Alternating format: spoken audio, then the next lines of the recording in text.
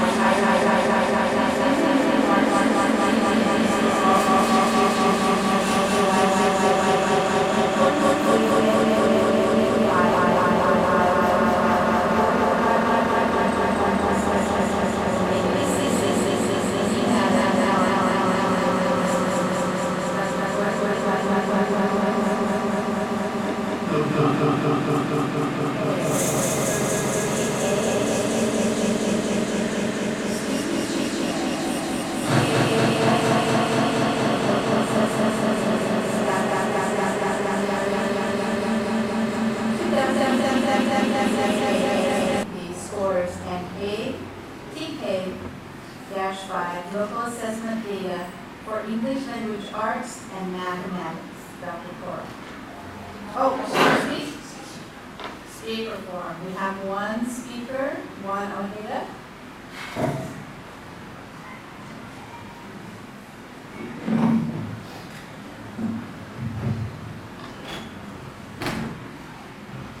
Good evening to all members, superintendent, and members of the cabinet here present, and to everyone here. My name is Juan Ojeda. I am a parent of students in our district. I have been learning little by little in how to advocate for a better education. Being part of ILA, DILA, ELCA, Migrant Program, and School Site Council, as well as attending the board meeting, helped me to understand a little how our school system works. As a member of all these committees, I would like to request information about how many students are at the grade level, how many students are meeting the standards, how are the English learners doing in comparison to the English learners only students on CAS results. What is the plan to support, to help those students succeed? We parents want to support our children. How can we educate to support our children? I also would like to encourage communication among our committees from school to district-wide. Every single student in our district should get a good education, no matter where they come from.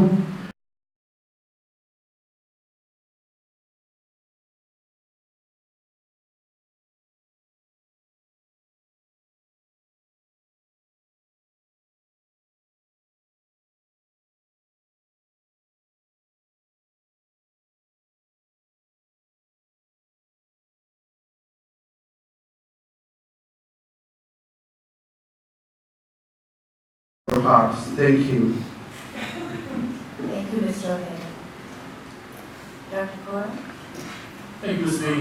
This evening, the board has asked prior to this year for student data, student achievement information, and during our regular board meetings, so many other items that we discussed, so we decided to have seven 7 special board meetings, I think 6 or 7, all focusing on LCAP and student achievement. So this evening, I want to thank our Assistant Superintendent, Ms. Chrissy Shefferly, and the staff and principals here. We're going to get all kinds of data. We hope that you and those watching this evening can learn about how our students do at the state level, past assessments, and also with our local assessments as well. So I'm going to turn over the rest of the meeting to Assistant Superintendent, Ms. Shefferly, and she'll run from here. Thank you.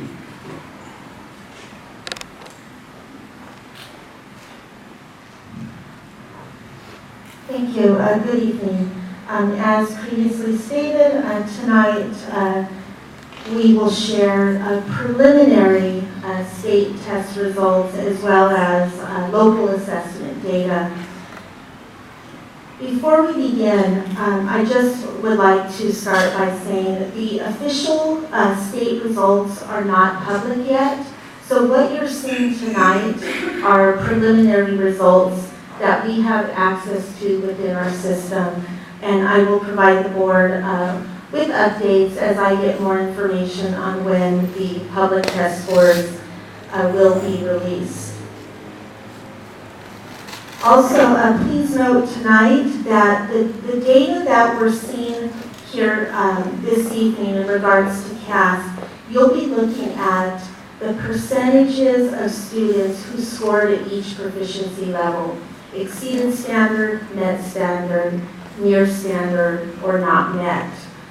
This data is different than what you'll see on the California dashboard that will come out in December. The state assessment data that you see on the California dashboard is not percentage met by proficiency levels. It's distance from standard.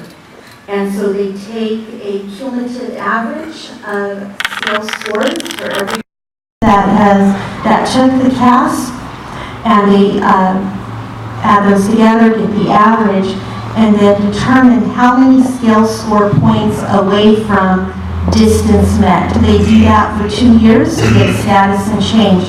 So please keep in mind, the state accountability system has changed. The state no longer looks at percentage met or exceeded. They look at scale score distance from met. So when the dashboard comes out, it's not going to be what you see here tonight. We have not received distance from met data yet. We're anticipating to receive that, and hopefully the next month or two prior to the dashboard coming out. But again, tonight, preliminary results from CAS. The first slide down towards the bottom, if you go back one, I'll explain what you're going to see tonight. You're going to see a 5-year comparison district-wide and also by student group. You'll also see preliminary 2018-19 scores by grade, by school. And third, you'll see a 5-year comparison district-wide by grade. So we'll go ahead and begin with the next slide. Thank you. What you have here are 4 years worth of data. So if I can direct your attention to the right-hand side of the screen, 14-15 was the first year that we administered the CAS. This is for mathematics. At that time, 19% of our students met or exceeded standards. 17-18 was 24%. We anticipate when the official results come out that we will have approximately 25.4% of our students meeting or exceeding standards in 2018-2019. Next slide. Oops, yes. Quick question. For this 18-19 score, did you say 25 plus 34.31%? Sorry, if you can go back, please. We're looking at, mathematics. District wide, 2014, 19%. 17-18, 24.12. Remember, these are not embargoed. We know these scores. They're out. What is not on here is the preliminary percentage, and that's what I'll give you verbally. The preliminary percentage for 18-19 we believe will be around 25.4% meeting or exceeding standards. So if you look from 2014 to that 25.4%, over a 5-year period, we increased about 5 percentage points. It's not, it's pretty typical of what you'll see across the state of California, this slow growth. If you look across districts, if you look across our state, Santa Paula's scores mirror the slow growth that our state is seeing. Next slide. Special education, again, right-hand side of the screen, 2%. We anticipate in mathematics for 2018-19, 4% met or exceeded standards. Hence why we have restructured our special education program. Mrs. Aguirre has been working very closely with all of our special education teachers to restructure our program model and give our special education students increased access to core, which we know yields higher achievement scores. So we have looked at program models and have begun to make big changes in the area of special education. Next slide. Again, we're drilling down English learners. 2014-15, 7%. 2018-19, we anticipate 9.5. And I'll ask you to keep that 9.5% met exceeded in your head, because the next slide are our redesignated students. So the English learner percent met or exceeded do not take into consideration our English learners who have redesignated out of the program. They separate those two measures in CAS. And so for our redesignated students, 14, 15, 25, we anticipate 2018-19, 36.97. What does FEP stand for? Fluent English Proficient. So they're redesignated Fluent English Proficient. It means they started out within our system identified as an English learner. They met redesignation requirements and have been determined to be Fluent English Proficient. Again, 18-19, 36.97. You'll note that our redesignated students outperform all students district-wide. So when they meet redesignation criteria, they score better than all students in general. So we want to keep that redesignation criteria pretty tight, and we want to continue offer services for English learners. So now we're going to move into different types of slides. The next slide is what you're going to see are preliminary scores. These are not official. Preliminary scores, mathematics 2018-19 for 3rd grade. Blue, these are percentages of students not met. The red or orange, nearly met and exceeded. And I'll let you take a minute to look at those percentages.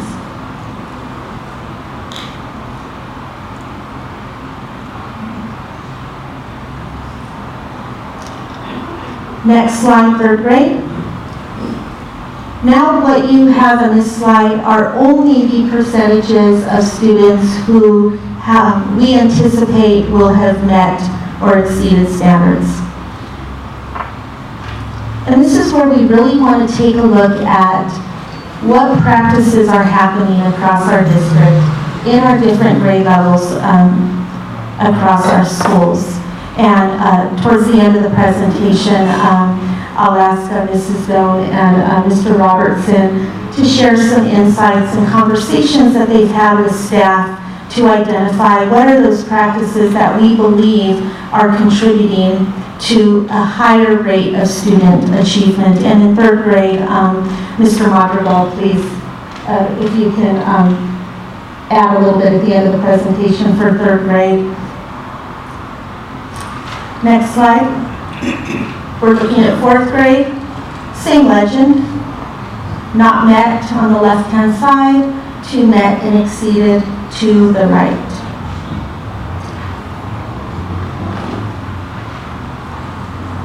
If you flip to the next slide, you'll see an outlier here. Thelma Vidal School, 4th grade, 76% of our students we anticipate will meet or exceed standards. 38 Barbara Webster, 37 Gracedale in Glen City, overall district-wide 36%. So we have been talking to Mr. Robinson and he's been talking to his 4th grade teachers a whole lot to identify those best practices. Next slide. 5th grade, same legend.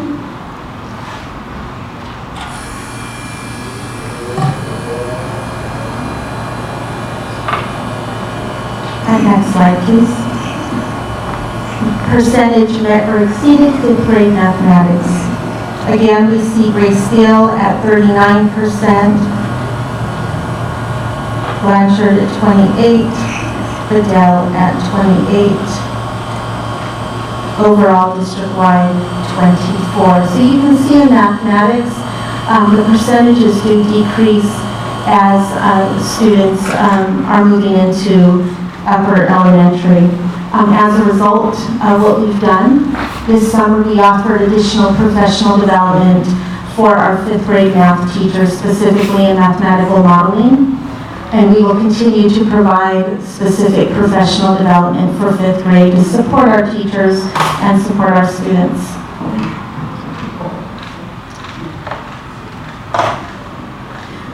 The next slide here shows, if you look down towards the bottom, 6th grade is Bell Middle School up to 11th grade Renaissance High School and Santa Paula High School. Please note that students take the CAS test in grades 6, 7, and 8, and then they do not take it again until grade 11. That's why you see the gap in grade span here.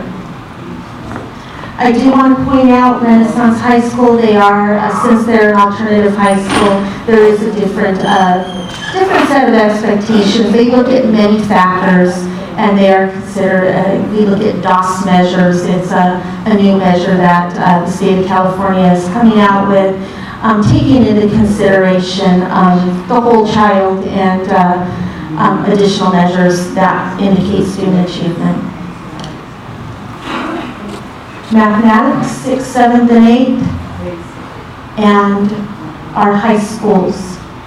Again, you'll note the lower percentages from elementary to middle school.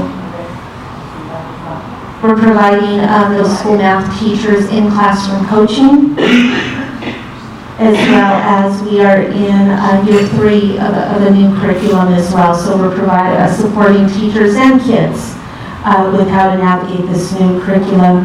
I do want to point out that the Common Core standards are much more rigorous than our previous California State assessment. They also build upon each other. So the standards that kids learn in kindergarten, they build to 1st grade, 2nd, 3rd, 4th, 5th. So overall, we are seeing these dip in scores as the kids progress through the upper grade levels. There's a lot of assumed skills that the kids have, and so we're working on those challenges. Here's an overall picture of mathematics. Again, same legend, not met to met exceeded, 3rd through 11th grade.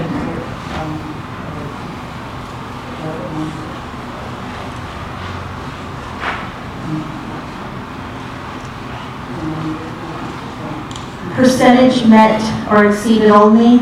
There's that drop in 5th grade that I mentioned. Drop in middle school and up a bit in grade 11. Still not as high as your 3rd and 4th grade. But again, please note our 3rd and 4th graders have had Common Core instruction, and especially in mathematics, the teaching of conceptual understanding of mathematics, since about kindergarten now. So we would expect to see higher percentages in grades 3 and 4. What you see here is a 5-year comparison, met, exceeded standards by grade level. Far right-hand side, again, is our overall percent met exceeded. There's your 19% in 2014 with the anticipated 25% in 18-19. But I'd like to direct your attention to the far left-hand side of the screen. Please note, these are different groups of students. They're third grade cohorts of students. And when you look at third grade in 14-15, again, 20% of our students, first time they took the Common Core Math test, 20% of them. By 17-18, 41, 18-19, we're anticipating 38. So we have seen some increase. We're not where we want to be. We have a lot of work to do. But when we look in 4th and 5th grade, we are seeing an upward trend. We need to stay the course, continue to provide interventions in first good instruction, supporting our kids, supporting our teachers. Again, that middle school grade levels, we see the drop. Mr. Briggs and team have made some major readjustments at the middle school. We now have the 6th grade almost in a school within a school model to try to focus in on that transition year, again, as well as supporting our teachers and our students with interventions and in-class coaching, which will begin.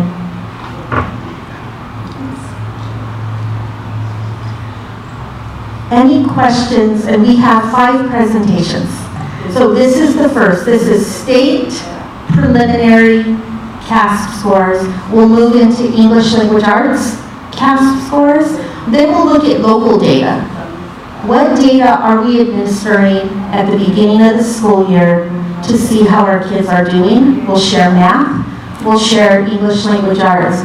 And equally important tonight, we'll conclude with what is Santa Paula Unified doing to increase student achievement? We will share our plan on how we will increase student achievement across the grade levels.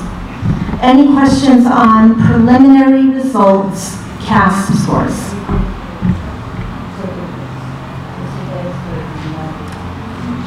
We're going to move to preliminary results, English Language Arts.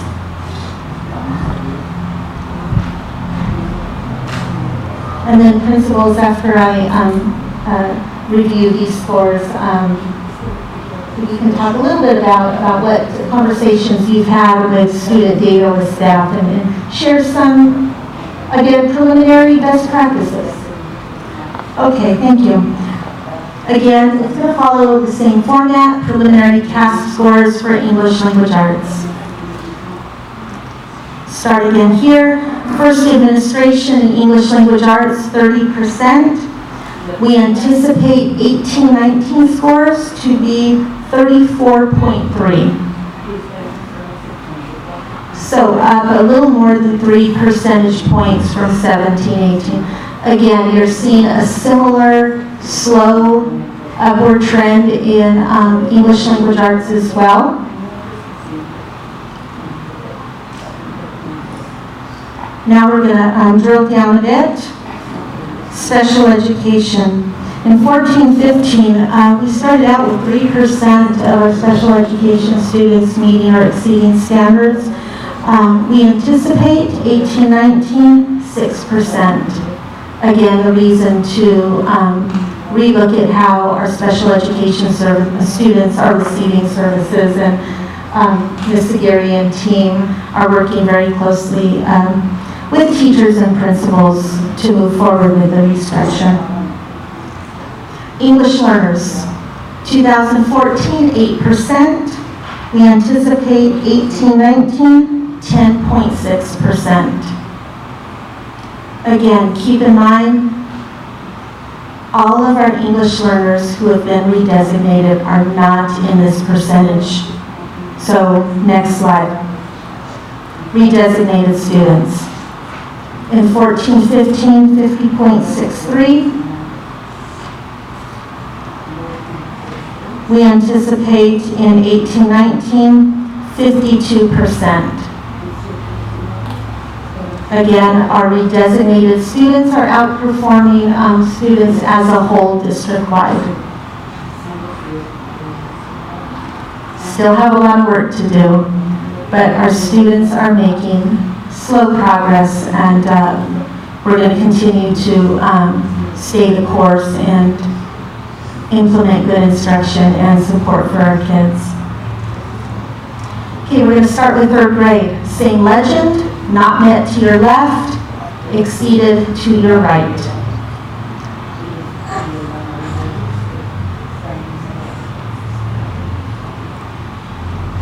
Percentage of students met or exceeded by school.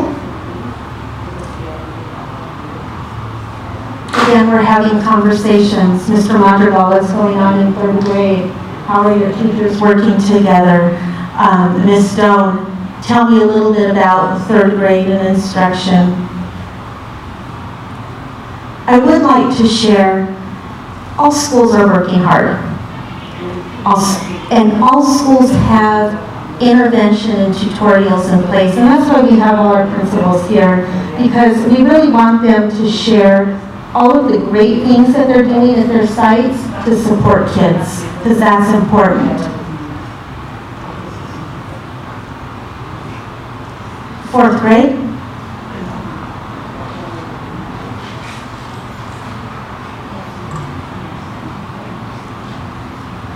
Fourth grade, English language arts.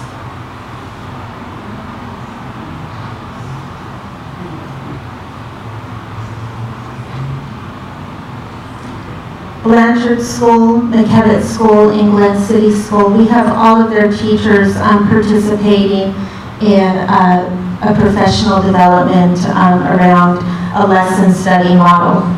It's a research-based strategy where teachers get together and plan lessons together, teach their lessons, debrief on what worked, go back out and watch each other teach to see if what they plan actually yields the results, engages students, and go back and debrief. So that is happening at McKevitt, Glen City, and Blanchard School. And the goal is to get some instructional rounds happening at our other 3 schools, where we open up the schools to identify what are those best practices and what do we want to see district-wide happening in all of our classrooms. 5th grade.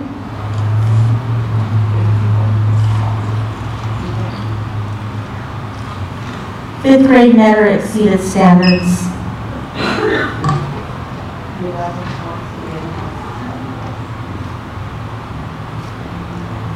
Now we're looking at Isabel Middle School, 6th, 7th, and 8th, Renaissance, and Santa Paula High, 11th grade only.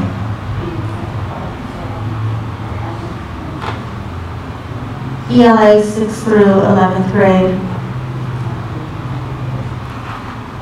Santa Paula High School, again, note they're different groups of students, but have continued to show higher student achievement in grade 11 with the CAS scores.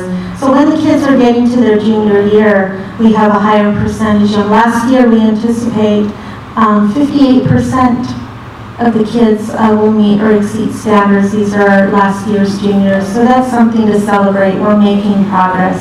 Again, a lot of work to do, but we're making progress. 3rd through 11th grade, all proficiency levels.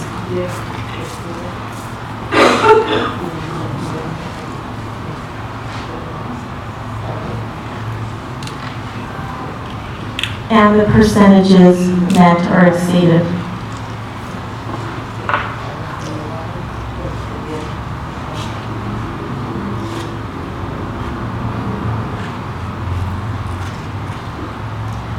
Five-year comparison by grade and district-wide. Again, the far right-hand side of the screen, you see in 14, 15, 30% met or exceeded, with our anticipated 34% in 17, 18. Again, I'll direct your attention to the left-hand side. Beginning with the first administration in 2014, the first 3rd grade class to take the assessment 20%. 5 years later, 41%. Again, growth, a lot of work to do, but we're showing a steady increase no matter who the kids are in 3rd grade. Every year, we're seeing an upward trend. And then you look as the grade levels progress, it's a little more uneven. And again, that's indicative of what we see trend-wise across California. Our middle school kids, as they get up into the upper grade levels, are struggling a bit more. But again, our youngest learners have had access to new curriculum. Our teachers are teaching to the new state standards. We would expect to see that upward trend.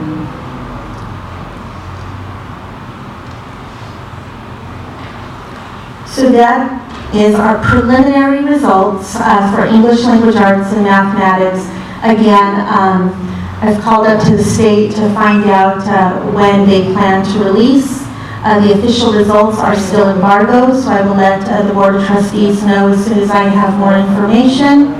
And also, when the dashboard comes out, you're not going to see the 30%, the 24%. You're going to see distance from met, and that's what the color indicators are going to be.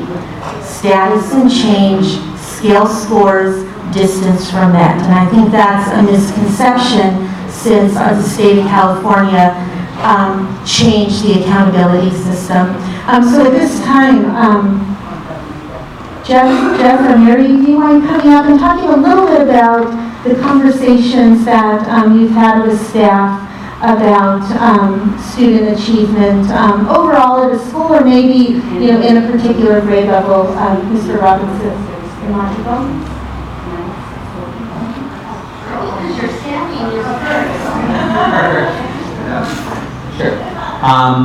First of all, I want to say that in regards to the 3rd grade, my particular 3rd grade, I can't discount the fact that I had 2 stellar teachers at that grade. As Ms. Schifferly said, first, good teaching is probably the most important piece to this. Secondly would be our Learning Center. I think for the first time, the Learning Center is finally starting to affect CAST. I've been dreaming about this since I started this a decade ago, and my dreams are coming true. So I have to give credit to Mr. Sportel and Mr. Master, our reading specialist, and the people who are in there, also to the school board and to you, Ms. Schifferly, for giving me the money and the authority to be able to do this, and also to Mr. Geary for allowing us to do this. I think we're finally seeing the fruits of that. And that's played out with me, I'll get off here in a second, in regards to how my test scores are going. We're still struggling in the 5th grade, so the flip side of that coin is that I did meet with both 5th grade teachers, and I did show them the scores from last year. That's a hard thing for a teacher to see, all that red, but they need to see it, and we have made some plans to try to bring that, especially that math 5th grade score up. The last piece was I did meet last year, and I plan to meet this year with every single 4th and 5th grader, and I told them what their scores are, which can also be a very tough conversation when you show a student that you got a 1, that you got a 2, that you went down from a 3 to a 2. That's a hard thing. It's a conversation that must be had because I want all the stakeholders involved. I also plan to meet with the parents and show them their children's test scores. I need the whole team.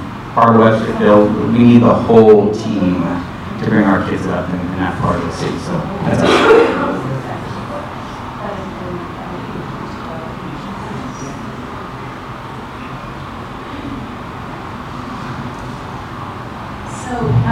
Thank you. So I want to share with you a little bit about our data analysis process. So we just finished 5 full days of data teams meetings, is what we call them. It's myself, the whole grade level, so let's say 3rd grade, all the 3rd grade teachers, the reading specialist that works with that grade level. And we have all of our baseline data for every student in 3rd grade. And we sort the data, so we sort it from lowest achieving to highest achieving. We look at how many slots we have for reading intervention, what after school intervention is going to be available, how we can provide intervention during maybe PERTI, which is intervention during PE time provided by 2 teachers and those students then go to PE at a different time during the day. We also talk about differentiation, how we can challenge the students who need challenging and still meet the needs of those who need the additional support. So once we look at and sort the data by math and language arts, we then start to group the students. It's not just about deciding who needs it, but what do they need? So we look at, for example, in 3rd grade, we may have a group of students who are having difficulty in language arts with not achieving grade level in reading because they have fluency issues, or a certain cluster of students may have comprehension issues. So we look at not only who needs what, or who needs intervention, but what kind, and for how long, and who's going to provide it. So that's one thing we do in language arts and math. We also look at, in 3rd through 5th grade, we take out what we pull reports from the CAST website, and we look at claims and targets. And we compare how our students did on claims and targets on the CAST assessment for the past 2 to 3 years. I print the reports, we lay them side by side, we look, okay, for this claim, target 1, we went up in this area, we might have gone down in one, maybe one we stayed the same. Then we talk about what did we do differently to maybe go up or down, what did we throw out, what did we try new, what did we keep the same, to try to help ourselves understand the impact of the instruction. So we look at CAST data. We also look at data in 4th and 5th grade. We also look at the data for not only the students we've had, like that a grade level has had, but the incoming students. Where are the students' strengths and weaknesses for the group I have now? So we do that. And then in math, we pull out unit assessment data from last year. So this first data team meeting, we looked at math unit assessment data for units 1 and 2, or maybe 1, 2, and 3, depending on how many units there are in the grade level. And they looked at what were the troublesome spots on how they did last year, because last year's results are indicative of how we taught. And so we take ownership of that and say, wow, we really struggled here. What can we do differently? They pull out their teacher's guides. They say, okay, that was a troublesome spot. What are we going to do differently this year? How can we build that up? Do we need to spend more time? Do we need to pull out manipulatives? Do we need to back up a little bit and get more conceptual understanding? Those kinds of things. So those conversations take us the whole day. And the teacher said, well, what are we going to talk about for a whole day? But we talked the whole day and then didn't even finish what we had on our agenda. So they said, we want to do more in a collaboration meeting so we can look more at past data. But that's how we start. That's how we start the year. And then we do this again. I don't do the CAST data, the 2nd and 3rd trimester, at end of trimester 1 or 2, because we've already looked at it, but they have it. And I want to give some credit to Connie Sharp. Dr. Connie Sharp worked with us. She's a consultant that used to work with our district years ago. She worked with us on the CAST analysis last year, so we just carried that on this year. So that's how we run our data teams meetings, and that's how we identify all students for intervention, and we try to plug every student who's not at grade level into some kind of intervention. Whether it's before or after school, whether it's PERTI, whether it's with a reading intervention teacher, whether it's small group support during a universal access time when the teacher can pull in and target specific skills. So we talk about every student in every grade level during those meetings. Then we also talk about enrichment. We have a group that are very capable. What are we going to do to challenge them? How can we differentiate during the school day or during the wait time? So that's kind of how we do, that's how the process for our data team meetings. I also want to say that Graceville School, before I even came, with Frances Contreras, she was the principal before I came, they had built a culture of collaboration there that the staff holds on to very tightly. And they collaborate weekly, and they get into deep conversations about strategies. What are we going to do this coming week? Or our kids bombed that test yesterday. What are we going to do about it? and they talk strategy. So they're a very collaborative group, and they really fight for that collaboration time and really are committed to spending that time as a team to talk about how they're going to meet the needs of the students in the school or in their grade level. So we really take ownership of data, and we have built a culture of collaboration, and that everybody's data is on the table. Everybody looks at everybody else's data, at the grade level. We all get copies, and they've had to become comfortable with that because it's about all the kids in the grade level, not just the ones in my class. That's how we collaborate.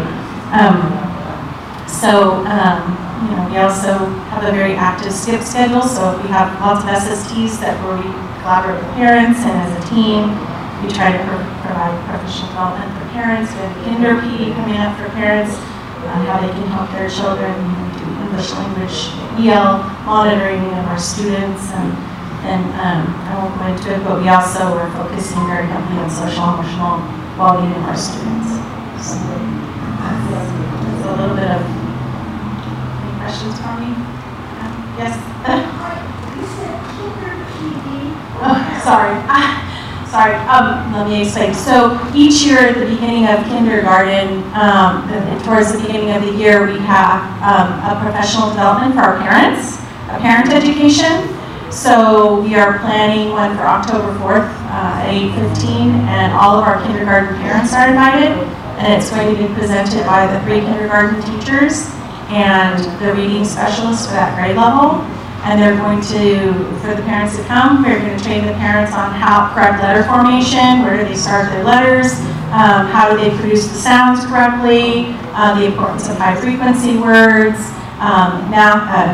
in math, one-to-one correspondence, things like that. So we'll spend an hour and a half with the parents so that they can work with the children at home. They want to know how. So we give them hands-on, we make every parent a baggie of materials that they can take home and use with their children. So that's what I meant, professional, I guess it's parent education, not professional development, I'm sorry. Yeah. That's what I wanted. Yes, parent education, yeah. So it was very effective last year, and so we're going to have that. We did it last year. We haven't done it for several years, but we did it last year, and then we already have this year's planned. So so it'll be fun. They love coming and learning, and it's great to work in partner with our parents. So I can't speak to that.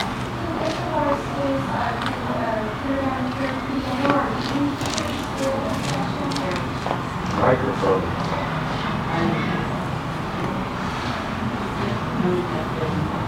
We've done that in the past.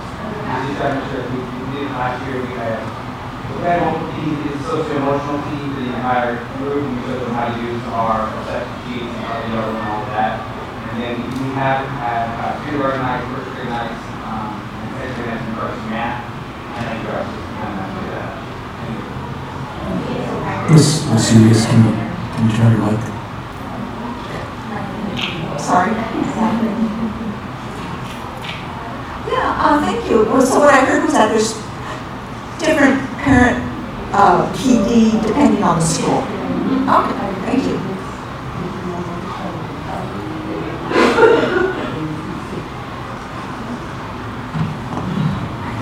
Thank you. Everything Shimada Bell said, and everything that this Bell said. We're doing much of that, but not everything.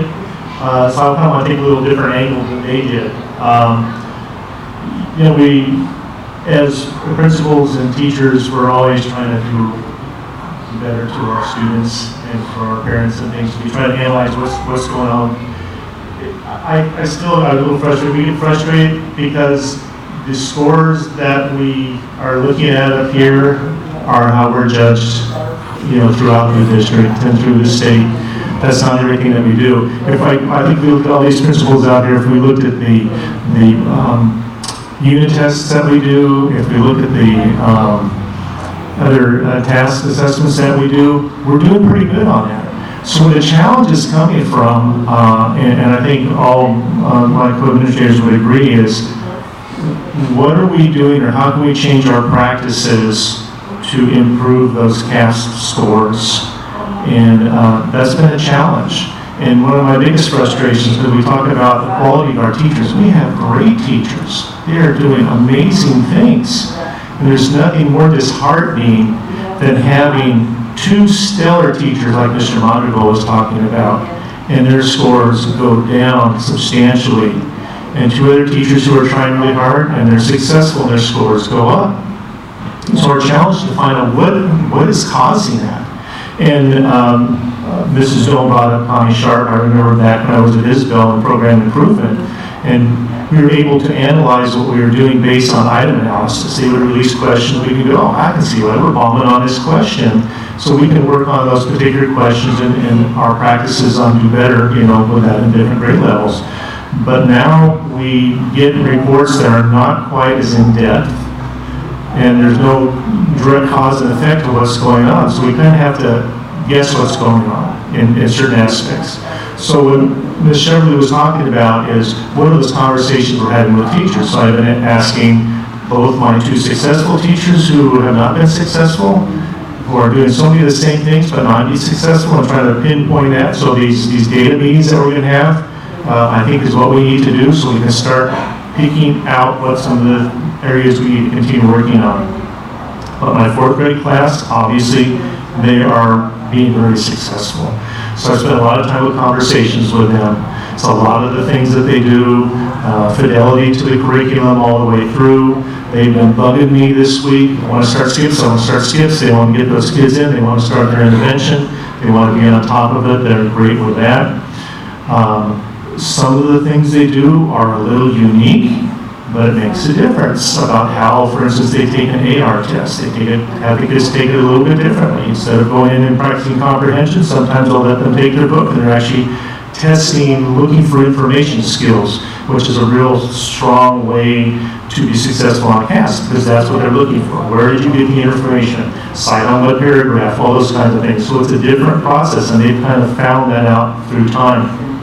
One of the other things that they do is they push through the curriculum as best they can, and when they have spare time at the end of the year, they start doing test-taking strategies. It is not an easy test to take.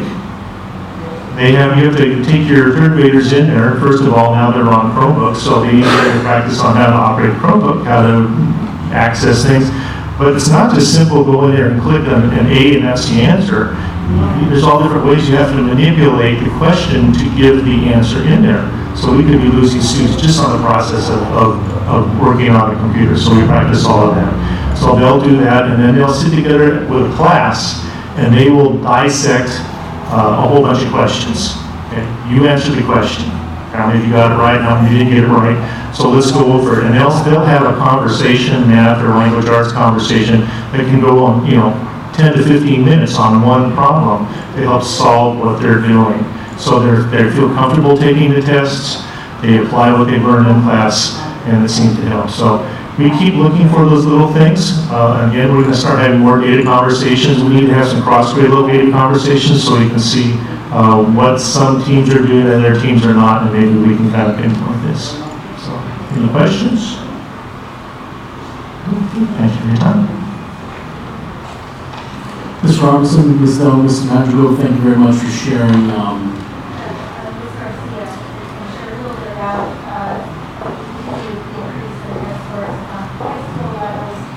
So thank you, Ms. ahead of time, in advance. So good evening, board. So at Santa Paula High School, so we just had a progress report.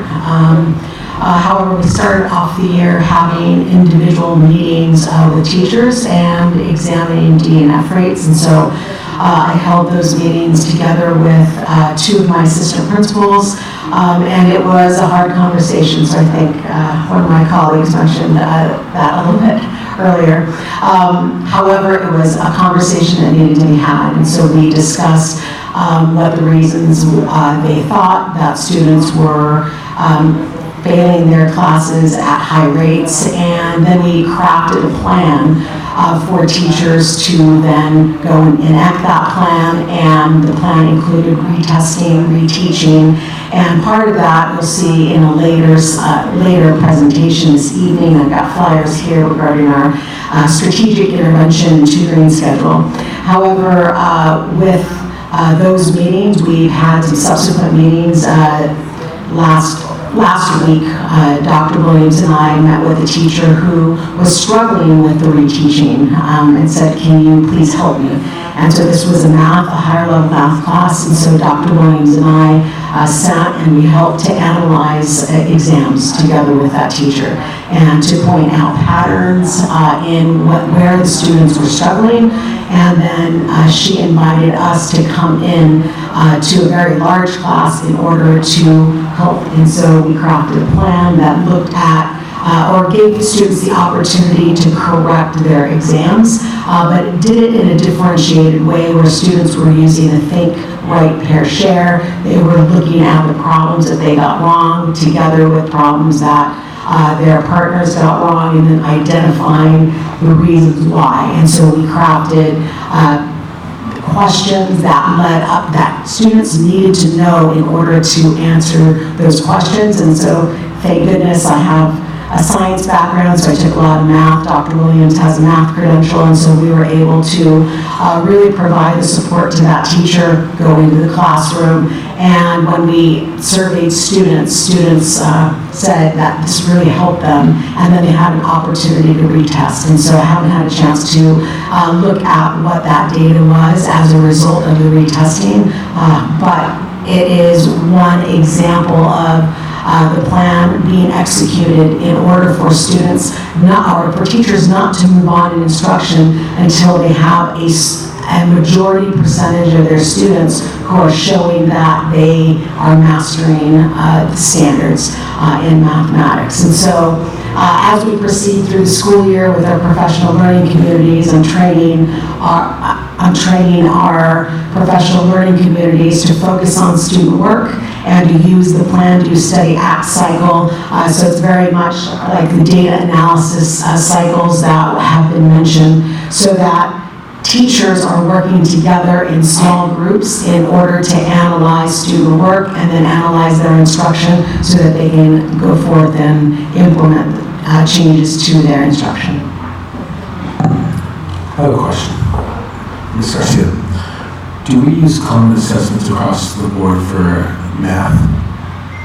So yes, we do. So in mathematics, our teams are very cohesive and they use their common assessments. They have common quizzes, they have common unit tests, and of course we are in the third year this year of the CPM math, and so they are getting even better. And so we still strive to bring up our CAST scores, and like Mr. Robinson said, it's a struggle. We show steady improvement, but we can always do things better, and we strive to do that. What size are your math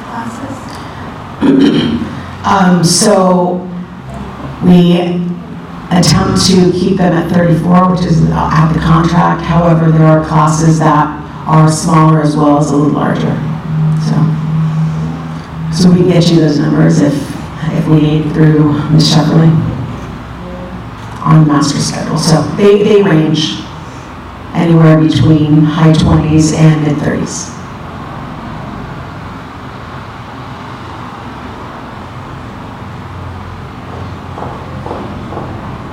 Thank you. So you're beginning to hear some common threads, data. But as Mary says, it's not good enough just to have data. It's what are we doing with the data?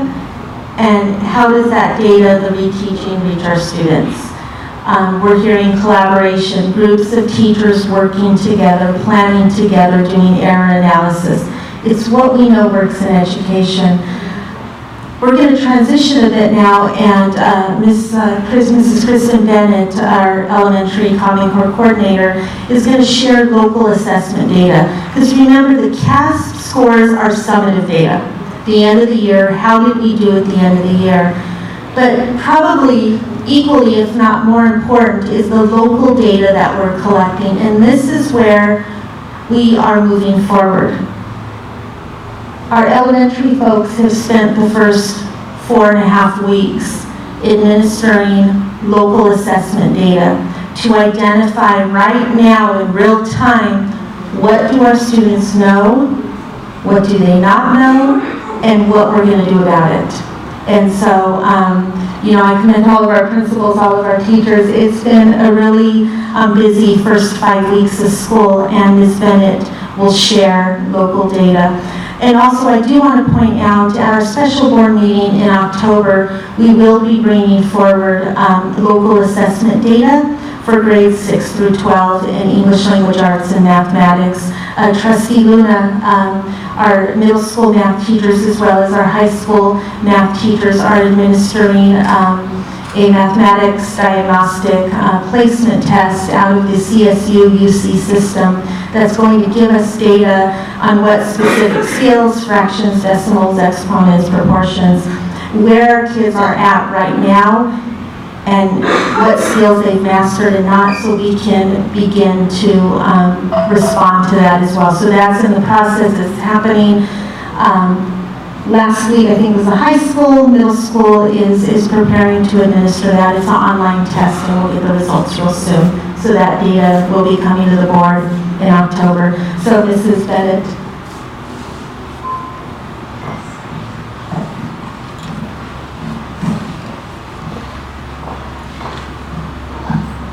Thank you. We're going to start with the reading and language arts data.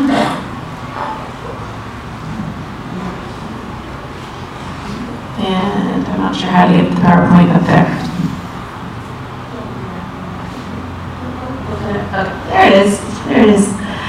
All right, so one thing to note about the reading and language arts data, this is the data I'm about to share with you is our baseline data. It's more detailed than the data you were just hearing about for CASP, and also it's more current. The CASP test was taken at the end of the year.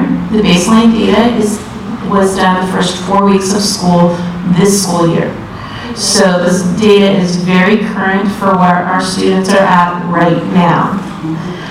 For language arts, we have a variety of tests you can see that we've administered to students. We have 2 tests that are measuring where students are reading, and we're looking at what their reading performance looks like real time. The first one, the individual reading inventory, is a new test for the district this year. It's one that we've used this type of test before, but this is a computer-based inventory, so that's something new for our district. And then STAR reading measures more of comprehension. It's very similar to the AR tests that our students have been taking. We also have some assessments for our younger students. We're measuring letter names and sounds, and also high frequency words. And the BPSD measures basic phonics skills. So even our younger students that are just starting out, we do have some language arts assessments that measure their progress as well. For the first slide, you can see what our transitional kindergarten students are doing. The slide on your left measures the letter name knowledge, and the yellow band measures students who know 0 through 13 letter names, and the green is 14 through 26, the blue is 27 through 39, and the purple is 40 through 52. And I know there's not 52 letters, but we're talking about uppercase and lowercase combined. On the left, or on the right, you'll see the letter sounds. You'll notice that our students know a lot more letter names than they do letter sounds. And there is a big spike at Webster, and they do have a preschool there. So they're doing a great job, not only teaching those letter names, but also letter sounds to students at the preschool. And those transitional kindergarten students are coming in with a lot of knowledge ready to go. In kindergarten, it's the same legend that you saw on the previous slide, letter names on the left, letter sounds on the right. And you can see at a glance right away our kindergarten students know quite a bit more letter names and letter sounds than our TK students did. So they are getting some that extra time for those students. They're gaining some knowledge that's really eating them as they're getting ready to start in kindergarten. In first grade, this is the first grade level that took that new computerized individual reading inventory I was talking about. And we have,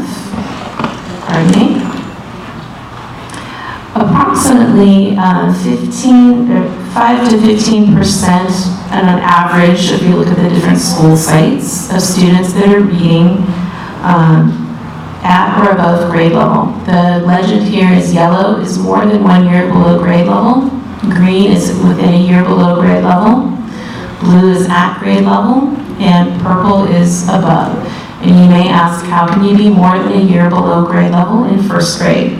Those are students that were not ready, or that did not pass the first kindergarten level of that assessment. So that's where those yellow ones are.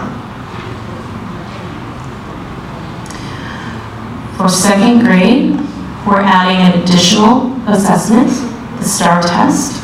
That's a reading test that measures comprehension. So starting in second grade, our students have enough reading skills to be able to handle that computerized test.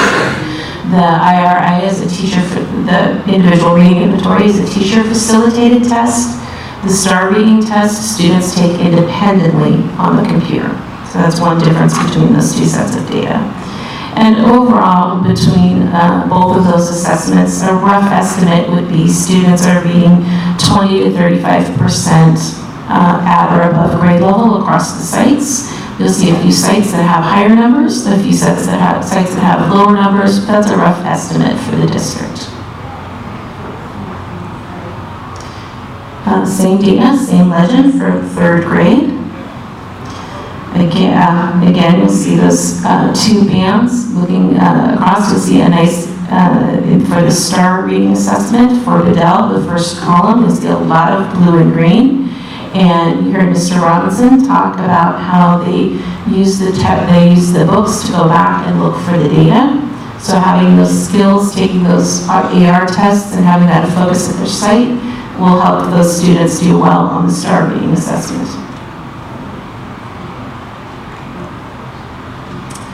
Fourth grade, you can see a little more yellow starting to creep up on the scores.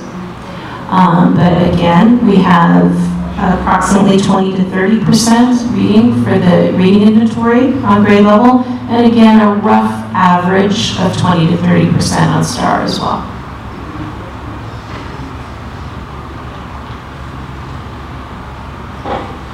For fifth grade, those numbers dip a little bit. We have roughly 15 to 25% on the reading inventory, and again, 15 to 25% on a district average for the STAR reading side. While these numbers do show some plenty of room for growth, I want you to know that's our starting point, and our teachers do really well with this working from this data. They look at it to target who needs intervention, and students that do go to reading intervention have done very well. We have, of our first and second grade students who go to reading intervention and work with our reading intervention teachers, 34% of them last year made more than 1 year's growth that went to the reading teachers. Of the third through fifth grade teachers, 51% of the students that work with the reading intervention teachers made 1 or more years growth. So even though this data that you're looking at shows room for growth, we do have interventions in place at the sites that really facilitate students making that growth. The last slide I'd like to show for language arts is a graphic that really demonstrates what our cycle of inquiry is, and it's not quite as fancy as it sounds. Our cycle of inquiry, if you see there's four main sections: beginning of the year, end of the first trimester, end of the second trimester, and end of the year. Each of those boxes underneath that are color-coded talk about what we do during each of those trimesters. The first box where that beginning of the year inventory arrow goes, or beginning of the year arrow goes, points to universal screening. Universal screening is all of the baseline data that we collected. We need to know where our students are so we can make the best decisions to help them with their academics. The next box is data team meetings. Those are the meetings that you heard the principals speak about, where teachers get together, they look at the data, they decide who needs what type of intervention, how they can be best supported. So once we have the data, all school sites will have data team meetings and meet to discuss how best to help students. Once they have decided on those interventions, we move to the next box, which is progress monitoring and instruction. So during that whole trimester, we teach students and we keep track of how they're doing. We make adjustments as we go. At the end of the first trimester, we do another round of universal screening. We take another look at who's in what interventions, and we make adjustments to those schedules. We move some students out who are doing well. We move some students in who need extra support. That way, it's not that the case isn't that when students start intervention at the beginning of the year, they're stuck in intervention for the whole year. Those are flexible groups, and we move students in and out as needed so they can achieve as much as possible. Are there any questions about any of this ELA data?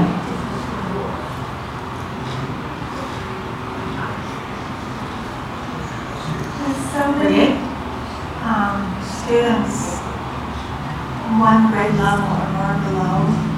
Is there criteria as to how we move them forward? Because it seems like they would get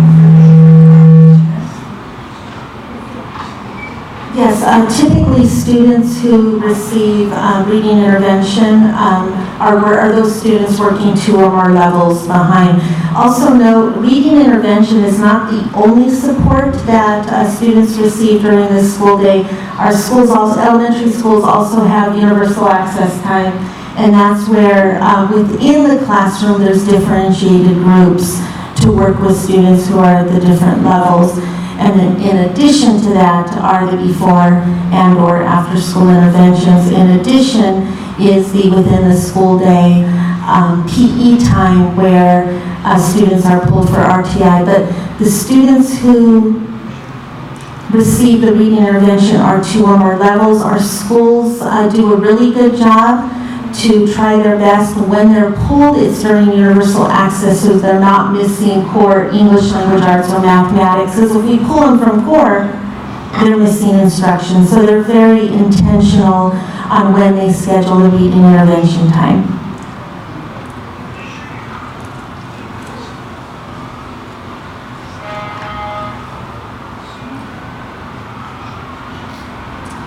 So there's a similar presentation on the mathematics baseline data for you.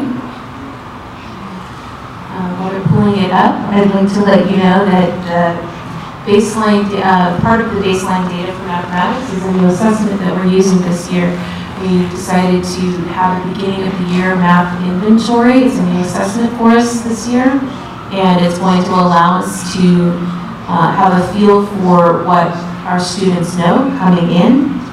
It measures last year's standards, so we'll have an idea of what our students are ready for this year. And we can start intervention right away at the beginning of the year because we'll know which students need extra help in which areas. For our younger students, we have TK, we have rote counting, which is just rattling off a series of numbers. How high can you count before you make a mistake? And one-to-one counting, which is when I move the numbers I say match the item counting. So we do those 2 assessments with our younger students. We have the beginning of the year math and expressions inventory that comes with our curriculum that I mentioned. And then we also have an opportunity to look at EDMS, which is our data management system. And we can look at a cumulative average of all of the tests that students took last year. So in transitional kindergarten, the slide on the left shows rote counting. We have at the bottom in the bright green, we have the percentage of students who can count 0 to 20 without making a mistake. The next color up, the orange, students who can count between 20 and 30. And that yellowish green color at the top, those are students who can count higher than 30 without making a mistake in transitional kindergarten. And I don't know about you, but I'm kind of impressed there's any of that yellow up there for our 4-year-olds. So that's pretty high for them to count. They get mixed up with the teenage numbers, as we call them. So they're doing pretty well to have that up there. On the other side is one-to-one correspondence. Do the numbers when I'm counting objects? Do I say one name for each object? And again, our students are doing really well with that. They have up to 10 items to count, and most of our TK students, you can see, are able to do that accurately. In kindergarten, we have the beginning of the year inventory. So this legend, the bright green is the percentage of students that scored 0 to 49% on that test. So all the students who took the test and scored 0 to 49, what percentage is that of all of our kindergarten students? The orange band is students who scored 50 to 69%. And the yellowish green is students who scored 70% or higher on the assessment. So those are some kindergarten readiness skills. So we have students coming in ready to tackle that kindergarten math at every site. For first grade, we're adding second assessment. We can look at what our students did in kindergarten last year. So on the right side, you're going to see what students did in kindergarten last year. That's real time as the tests were being taken. On the left, you'll see that beginning of the year inventory. And that beginning of the year inventory is the first time we've taken it. We're not really sure what all those percentages mean, but what we do know is we are able to identify what skills students are going to need extra support with. So we can look at what they did last year and what skills they're going to need extra support with this year. Here's your second grade data. You'll see students did overall very well in second grade last year. We have a lot of students that have a lot of yellow there, which is great. And then at the beginning of the year inventory, again, we have some idea of what skills students need to know. Third grade, we have the same legend. You see a little more of the red. That means we have some students that are needing a little extra support in third grade. But as you saw with our past scores, those third grade scores are going up every year across the district. So even though we see a little bit of a jump from second to third grade, know that every year third grade students are performing better and better. Fourth grade, again, we see a little bit more of the red there in what they did last year. And we see a little bit more of the green with some skills we need to know for this year. That lets us know as we talk with those data days that we have targeted skills that we can help the students with. Fifth grade, we have some room for growth here again, and it lets us know what we need to help the students with. At the end of this, you're going to see the same cycle of inquiry that we saw with reading, and that's because we look at the same data. We have to talk about it at the same data meetings. We teach, we see what students are doing, and we make the same adjustments, just like we did with language arts. So that same data cycle that applied is not, it's across all of our content areas, math and ELA. We're constantly looking at how students do and looking for ways to improve instruction. Are there any questions? Just a quick one specifically to the math. This new beginning of the year inventory, is that on, for example, in first grade, is that on skills that they're supposed to learn through first grade? It's on kindergarten skills. Okay, so it's the year before. It's the year before. So we're kind of looking at what do you remember of everything you learned last year? Maybe the cumulative score is like when I learned it right now, and after a school year, after a summer slide, what do I remember? And again, those percentages, we don't know for sure what they mean, that they do allow us to target skills that we can pay special attention to. Right, also, and again, it's a new assessment, we've adapted it. Another local school district is using a beginning of the year assessment. You know, one thing to take into consideration is we give it pretty early in the school year. And we've had one of our principals, I believe Mr. Montalbal, you know, ask the question, what if we gave it a month later? What would the results look like? They're a little more acquainted to school, they've developed a relationship with their teacher. Are we really looking at, with administering it so early in the school year, are we truly looking at retention of knowledge, or are there other factors that are influencing? So again, we're going to look at the assessment, like Mrs. Bennett said, and what you'll hear from principals is we're focusing in on what's on the paper. What can the kids do? What are they struggling with? And those are the conversations that need to happen district-wide. And then we'll start to look at those percentages.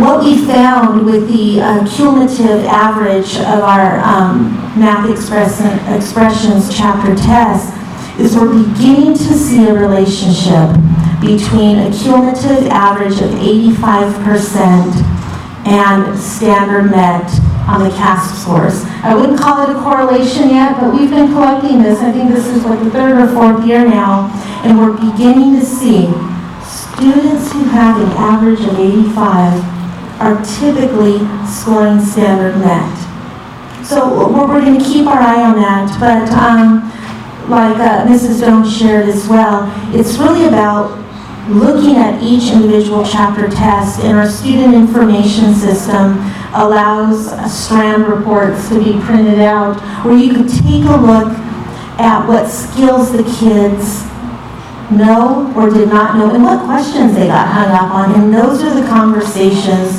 we know that need to happen in those professional learning communities, in the collaboration time, where teachers are huddling around error and item analysis and how we're going to respond to that. Thank you. Hey, Ms. Bennett. Okay, thank you. And as you can see, we've come a long way in Santa Paula as far as not only using state assessment data, but identifying local assessments. The last PowerPoint that we have for the board tonight is the action plan, is what are we doing district-wide in response to this data.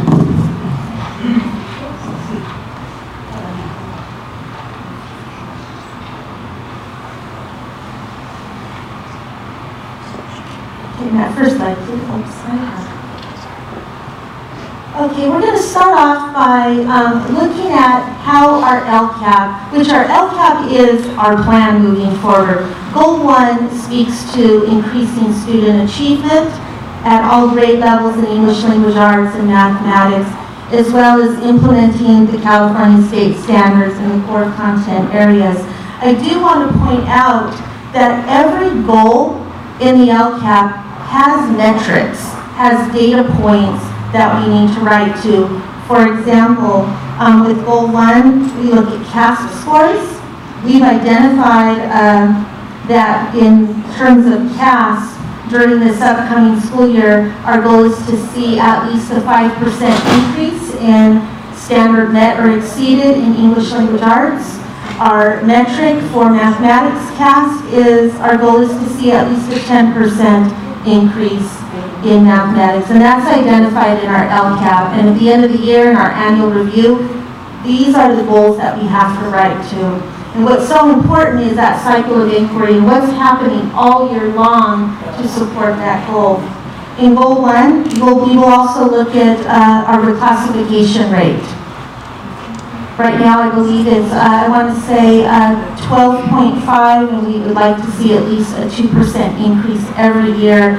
And not only students who are redesignating or reclassifying, but we need to ensure that they're successful and those test scores continuing to go up. We also have local assessment data. That's an LCAP, as well as physical fitness tests. So for every goal, there's data. And if you'd like to read more on where that data is, it's actually on page 84 to 87 of our LCAP. In addition, LCAP Goal 2 supports student achievement. In Goal 2 states that we're going to enhance student engagement through a variety of enrichment opportunities. The data that we're going to gather for LCAP will be A through G completion, advanced placement pass rates, pathway completion, pathway enrollment, as well as CSU and UC admission rates. And that will be the focus of our October student achievement board meeting. But I wanted to point out, LCAP has specific goals to support student achievement. In addition to LCAP, we also have Title I and restricted lottery monies that are focused on increasing student achievement.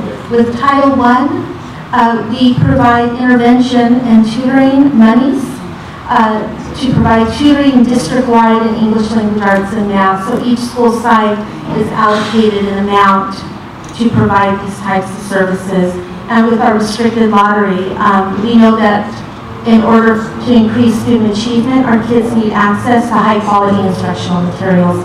And we utilize over $200,000 a year in restricted lottery to make sure that our kids have up-to-date materials. And our district has made huge increases in adopting Common Core line materials.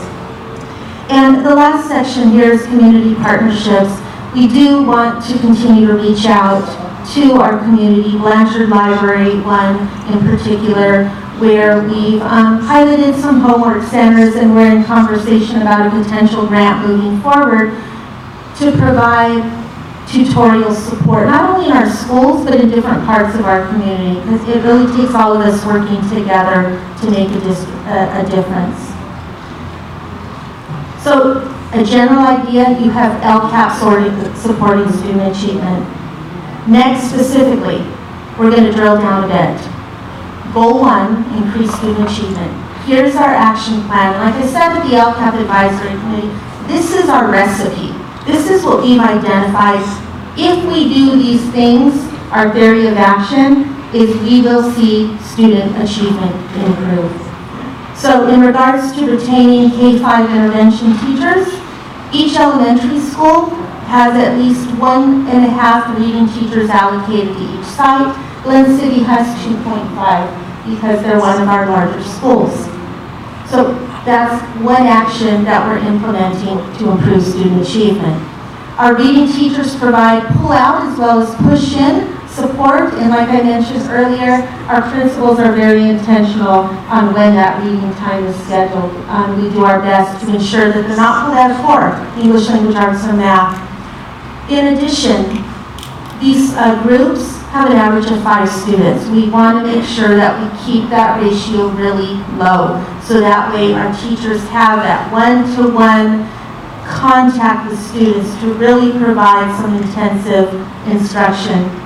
And like Mrs. Bennett mentioned, bullet 4, we report out on data at the end of each trimester, and that's one of our elementary coordinators' primary responsibilities, is to make sure we're getting this data and we're looking at it and analyzing it and make sure we're getting data out to teachers again. So we're not just looking at data, we're responding to it, and we're gauging how these things are going throughout the year.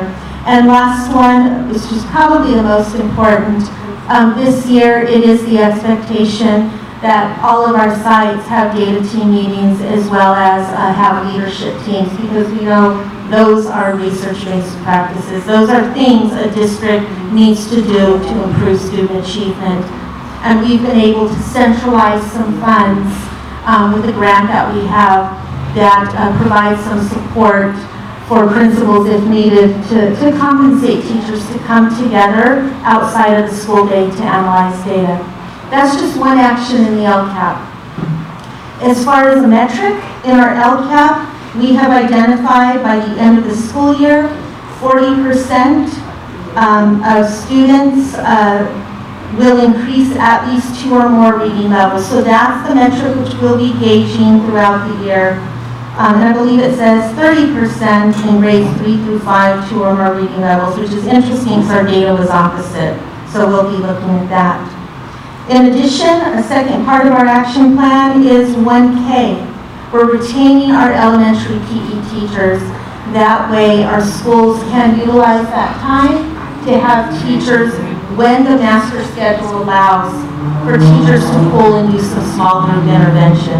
I do want to note, even when that happens, all of our students receive the required 200 minutes every 10 days of physical education instruction. A third action that is supporting student achievement speaks to the middle school. The LCAP does identify maintaining reading intervention courses in the master schedule.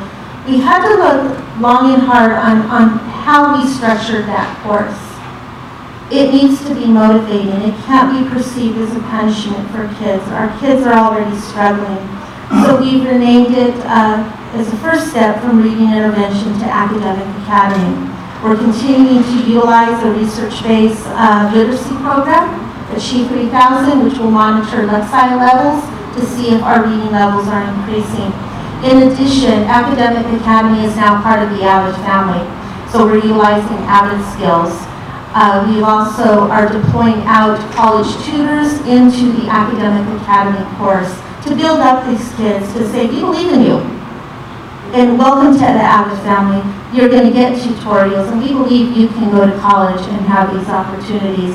And also, we're taking advantage of the UCSB University Partnership, the EAOP services, and Ron, Liz, and I, as well as our college and career coordinator, met with our UCSB representatives to make sure that they're pushing into the academic academy classes and giving them motivation and support in that course. So that's a restructure of that course, but we still have that literacy instruction in there.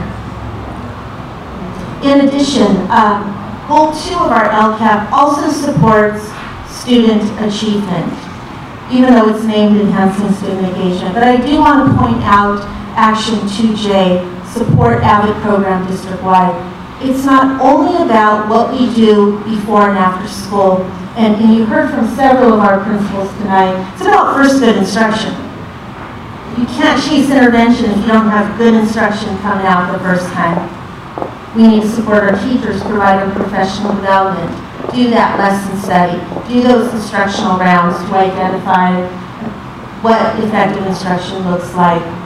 So supporting student achievement, we've pushed down AVID down to the 4th and 5th grade elementary schools. Blanchard School is, I believe, our only elementary school where we have AVID in 3rd, 4th, and 5th, focusing in on research-based strategies, instructional strategies, organization, and creating a college-bound culture.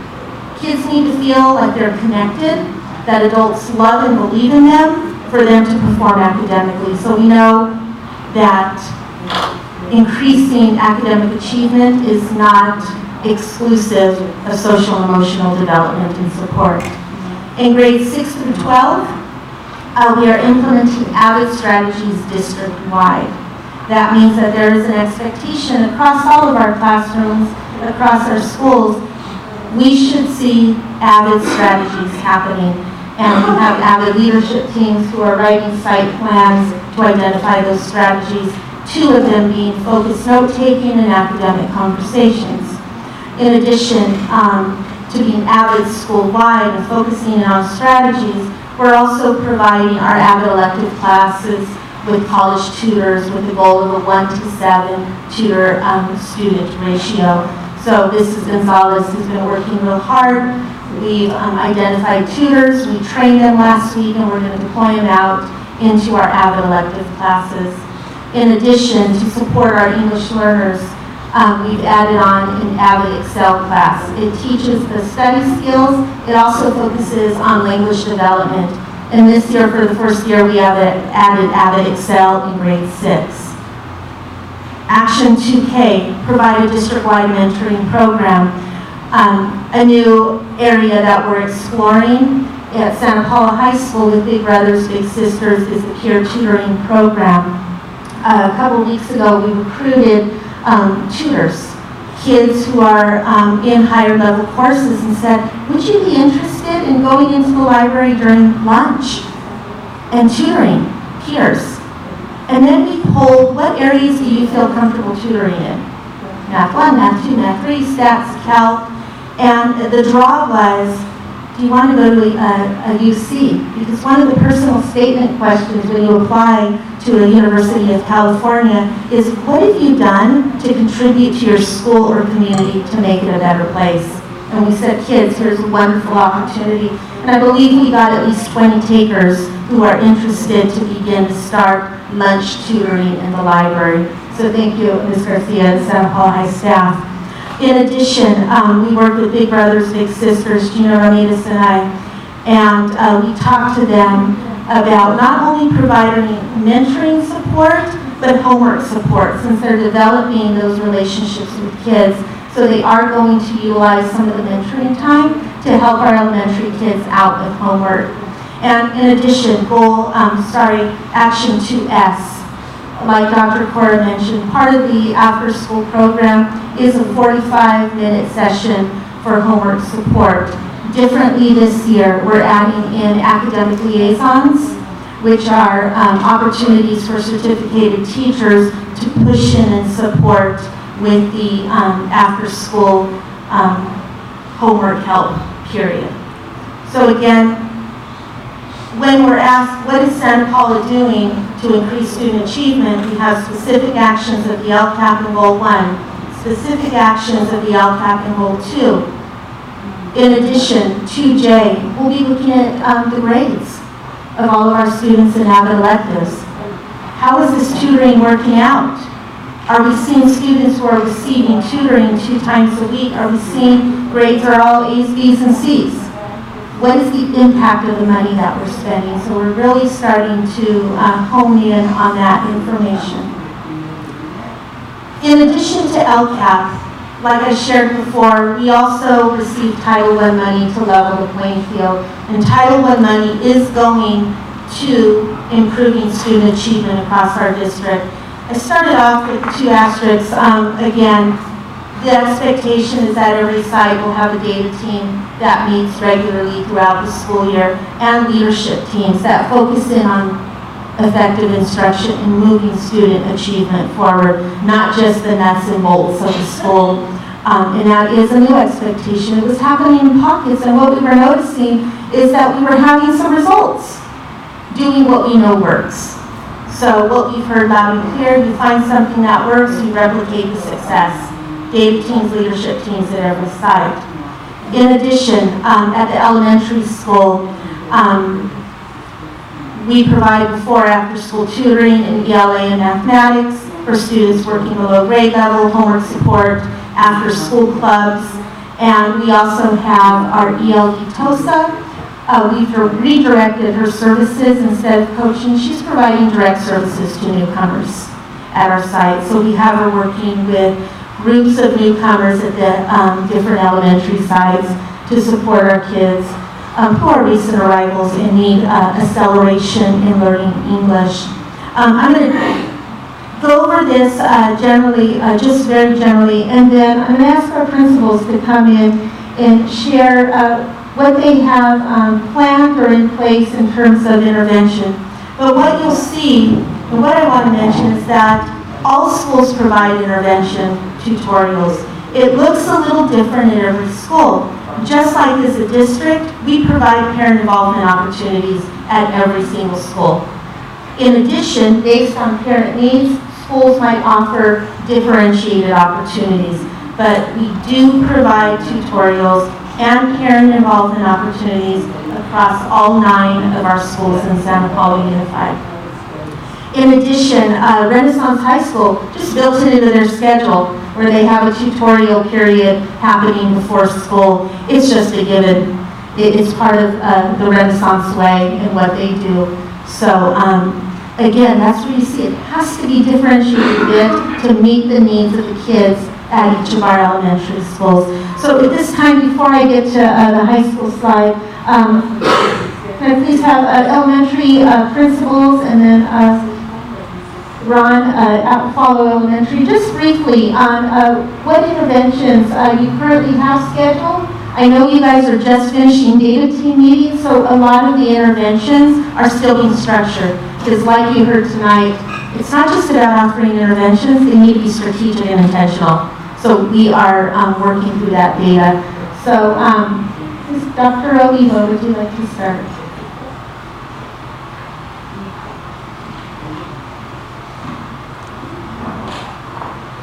Good evening. So at Glen City, we have 6 teachers who are beginning the process of teaching after-school intervention. So the grade levels that we have are 5th grade, 3rd grade, and 2nd grade students will be served in the after-school intervention. In addition, we have over 100 students who are receiving pull-out reading intervention from our reading specialists. We also have PERTI at every single grade level, where students are receiving small group instruction twice a week during the school day. So there are various opportunities for students to have their needs met in a variety of ways. Something that we are also focusing here this year at Glen City on is social-emotional learning.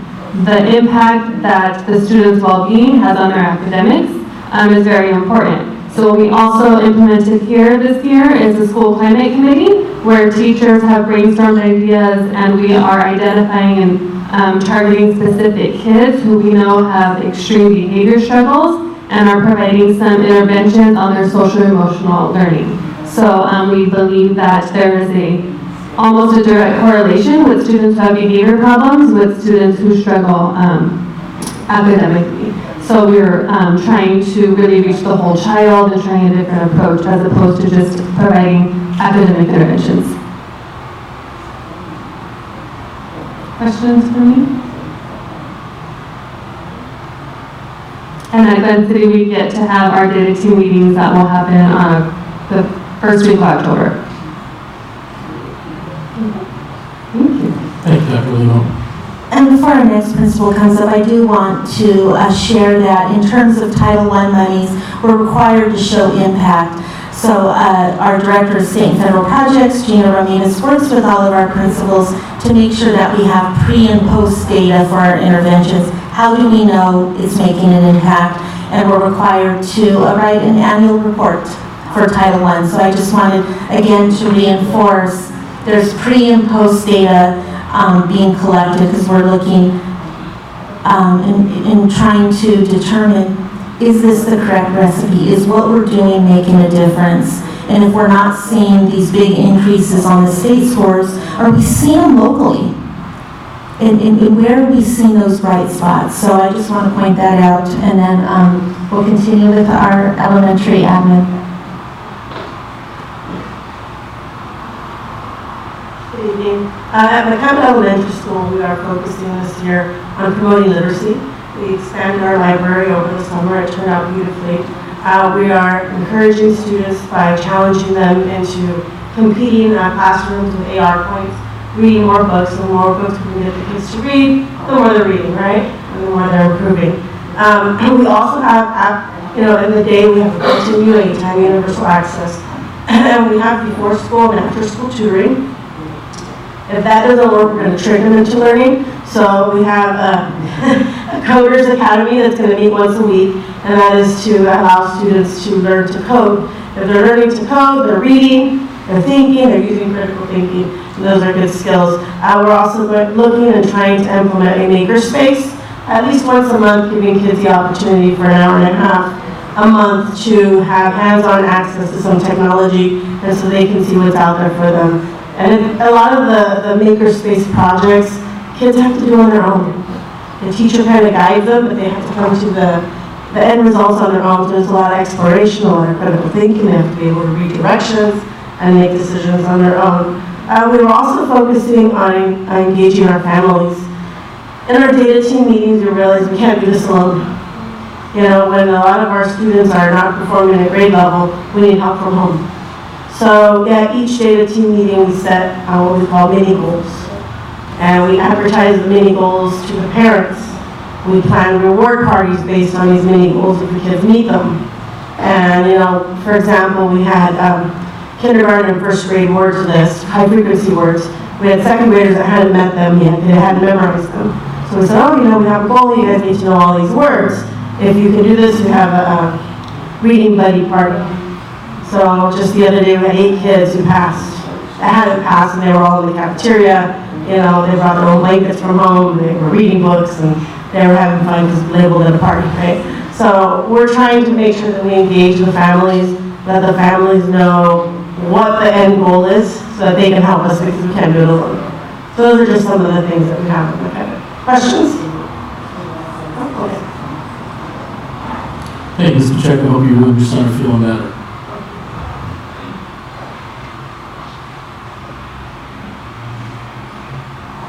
Good evening. At Blanchard, we are really transitioning and changing our instructional practices to focus on increasing our academic rigor and also having students participate in academic conversations. For our intervention, we have intervention for first grade. 2 teachers are doing intervention in ELA.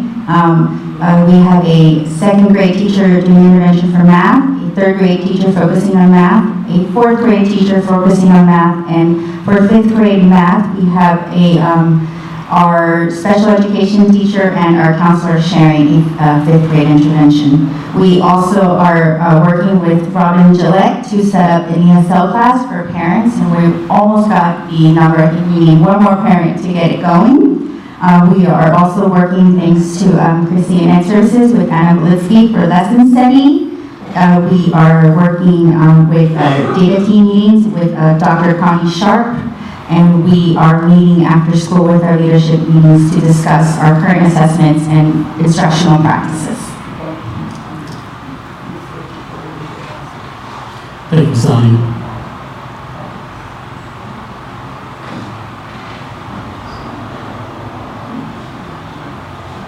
So we have about 75 students receiving a reading intervention with reading intervention teachers. We have after-school intervention in 1 or more classrooms in grades 2, 3, 4, and 5, focusing on math or language arts or a little of both. We're in the process of getting the RTI going in 3rd grade. We have Bernie Lopez and Gonzalez works with 5 of our newcomers for newcomer ELD. They also receive reading intervention. We are working on some parent education opportunities. I did a survey and some of the things that came up. We are having our kinder parent training that I mentioned. I'm going to be having her name was Catalina Navarro is going to come and present. I'm in the planning stages of having her come and present some information about going to college, how to get to college, A through G requirements, and a Q&A session for our parents, and some other things that parents have requested. We have after-school clubs, so we have a yearbook. You've all got our yearbooks in the past, which we're working hard on already. Academic ambassadors, peace mediators, student ambassadors, which is something new this year, where we choose some, identify some student leaders who plan activities for student engagement at recess and lunch to have students that they take pride in their school, take ownership of their school and the environment out on the playground. We may have a science club, I'm not sure yet, and then student council. And then in the area of social emotional support and learning for our students, some of this overlaps, but we do have our peace mediators who are on the playground and help students resolve minor issues. We have our academic ambassadors, which is run by our counselor, where students learn about going to college, A through G requirements, they write to colleges, they hear back from colleges, they start doing college research and learning, trying to discover a little bit about what's interesting to them so that they have an idea of looking forward. We have our Guiding Angels Adult Mentor Program that's being, coming up on the kickoff of that. We'll have about 35 students who we've identified as students needing that could use an adult connection for greater school connectedness, so they feel more connected at school, and that was really effective last year. And it's our adult staff, any staff member can be a guiding angel if they choose. It's optional. So our kickoff celebration is coming up. We implemented a character trait of the month and certificates at the end of each month. And some of our teachers are doing daily classroom meetings so students have an opportunity to speak and be heard and solve their own classroom problems with the teacher. It's just one of the things we do. Thank you, Ms. Stone.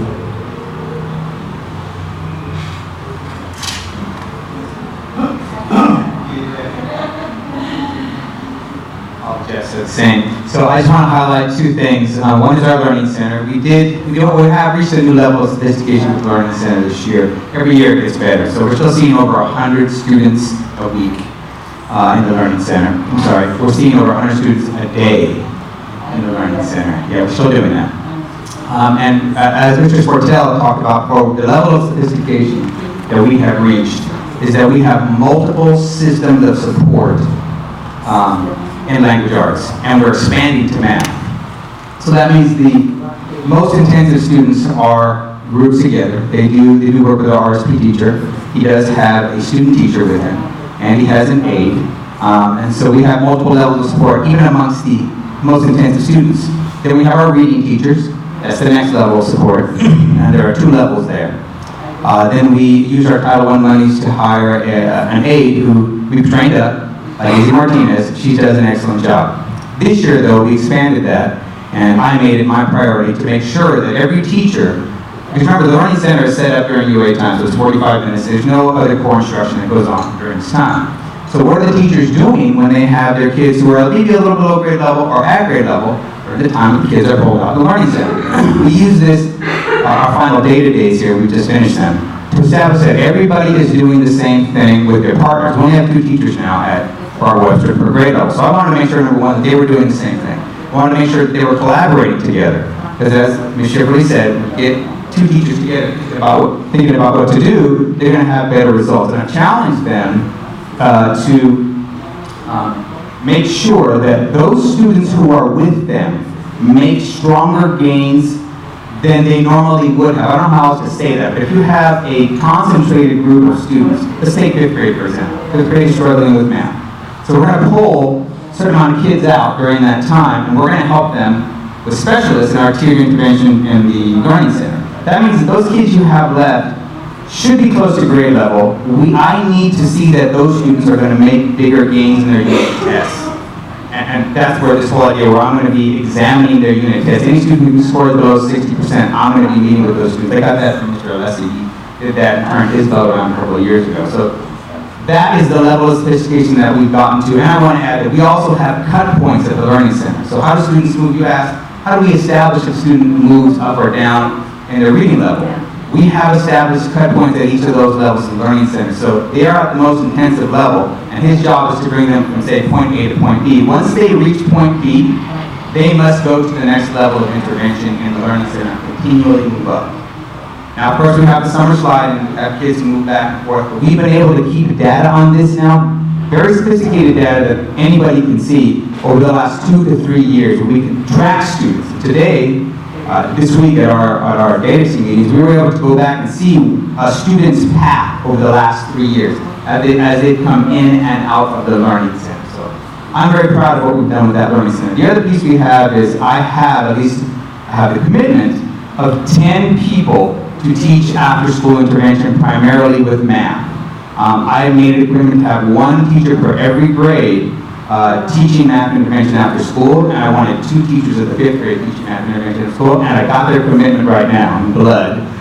They still have to get started. I do have 2 teachers starting. They're starting on the stipend piece, and they're doing a CAS club. The other 8 teachers are working under the Title I piece. And the last thing I want to highlight is this is not me. This is this guru that I have at my school named Brandon Sportel. He is brilliant with his social emotional work. His introduction to us of the Hello Yellow system has radically changed my sight, where now we know if a student is having an emotional, or I hate to use the word bullying, I have my own opinion about it, but a bullying issue at our school, we know almost every single student who's having an issue. That has put a lot of stress on me, because I do get involved in these issues, but it's a necessary stress, and that we're able to deal with those issues. We don't punish, though, at Barbara Webster. We look for opportunities to have a student grow. So if a student is having an issue at school, they call somebody a name, they said something, they hit somebody, we take them through a process, it's a metacognitive process, where they can think about why they did it. What was the emotion that you felt before you did it? What was the thing that you did? And those two pieces need to be connected. If I get upset, I know how I act, but I have knowledge of self. I'm older, students don't have that. They need to learn what they do when they are pushed into a corner. Once they know that and they acknowledge that, that's when our system pulls in, what else could you have done? And that's all in their reflection sheet. From that point, they have to say an apology, it's the restorative justice part.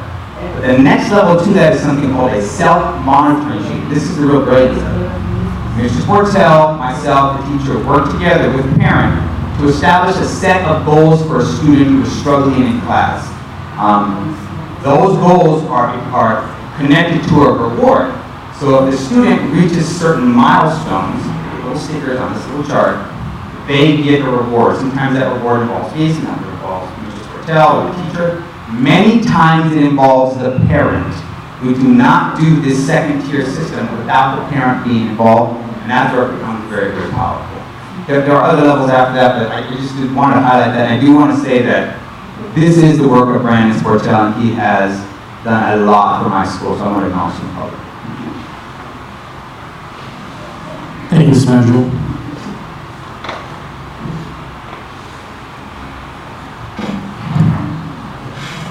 We have to be brief here. We pretty much start our intervention process the first week of school because of the paperwork that the teachers spend a lot of time on at the end of the year before they formulate the classes. They clearly write on those papers which students were struggling at the end of the year, which ones we need to continue with right at the beginning. So we kind of have that to start with.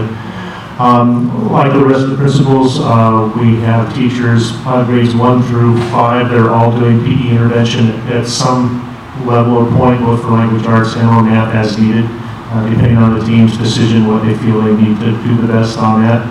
After school intervention, as I said earlier, they've been chomping at the bit to get started. We kind of have that set up now. We have 5 teachers that do it on a regular basis, and again, they switch between math and language arts, and most of those are 3rd, 4th, and 5th that do that for intervention. I agree with Ms. Olivo and the other principals, Mr. Medical, about social-emotional. I can't stress this enough as being on the LCAP committee since its inception. How much it has offered our sites support, especially in regards to counseling and social emotional support. That is a part of our whole process. When we have that first skip meeting, we go over a couple suggestions, and within 6 weeks we'll know whether we're making progress or not. And we're starting to have those conversations about where we need to go from there. And the teachers all have learned that they don't schedule or come to one of those skip meetings unless they have done everything they can in the class and come with that information before we even start. So it kind of shortens the calendar for that, but when we do have them, we're ready to roll. And then we have a great support team, RSP, reading teachers, other classroom teachers that come in and give suggestions for help on that. And that's basically my intervention program. Questions? Thank you, Mr. Robinson.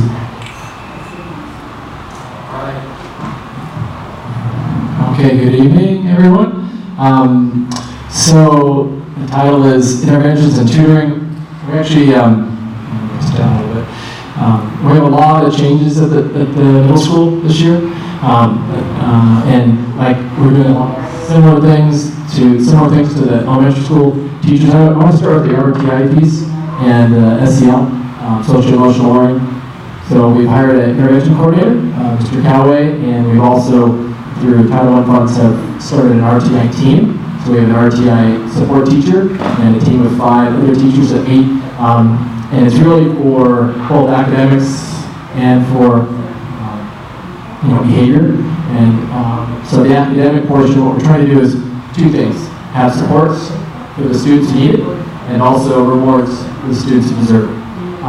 And so we're kind of revamping. We're not a Renaissance school like Jostens Renaissance yet, but we are kind of heading that direction. So we're doing both things in our data, kind of data dives and data research. We're finding the kids who need supports and talking about the supports we're offering, and we're also finding the students who need the encouragement and kind of our thanks and acknowledgement of all the hard work that they do, because a lot of times they often get ignored, and so that will also help the kids in the middle. They're trying to decide, which group they're going to be in, and if they see that this group that's doing really well academically is getting a lot of positive attention, and hopefully they will, kind of migrate that way with those supports. And through the data teams, what we're finding is that we need supports in math and English, and so for language arts, what we've done is we have 3 ELD support teachers, and so one for each grade level. And so they're going through the ELD students, and any student who's still in the EL program, we have a folder on all of them to find out what it is that's stopping them from reclassifying. So looking at CAS scores, OPAC scores, grades, etc., and find out what it is, kind of find the low-hanging fruit and see how many students we can reclassify so those students can get into electives and start moving towards A through G eligibility. And so then also we can have the resources for the students who really need it, and so we're trying to reclassify, and those same 3 teachers, one for each grade level, they also are offering after-school interventions for those grade levels on Thursdays. For now, we're going to try to up that to 2 days a week. For math, similarly, we have 3 math intervention classes, one for each grade level during the school day. And we also have after-school math help on Mondays, Tuesdays, and Thursdays, like it says there. And so those, one of the questions is how the students pick, or how are they put in here? Actually, it's open to any student who feels they have the need, and any parent who feels they want to put their students in there. But we're also selecting students that need the supports and talking to the parents and encourage them to join. Let's see what else do we have here. We also have a tutor club that's run by Ms. Tillman. That's 1 day a week now, but it's going to be changed to 2 days a week. And she's doing basically Abbott-style strategies.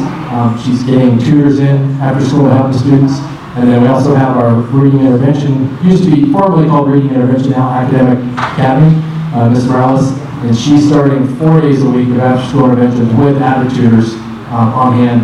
Same idea, it's open to anyone, but it's also, we'll be selecting students that need the supports and need that intervention. And I have a lot more, and I think that's... Yes, Saturday school used to be kind of, I think, based on attendance, to make up attendance, and also for discipline. We're using it for academics.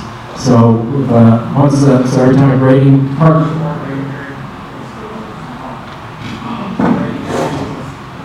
anytime a grading period comes, any student has got a year and a half. It'd be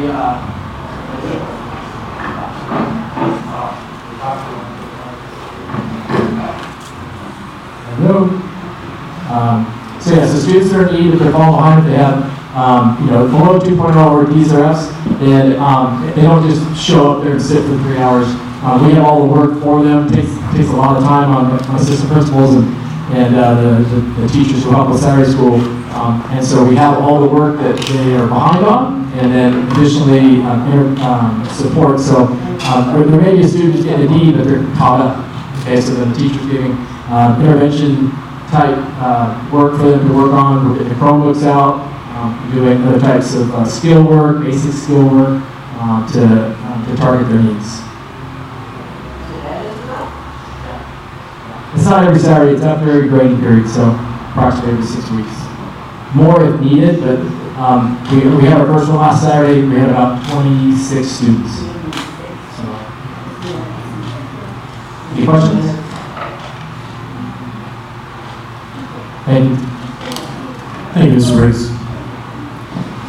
Before we move to Santa Paula High School, Ms. Gillette, would you like to talk a little bit about your built-in tutorial support at Renaissance High School?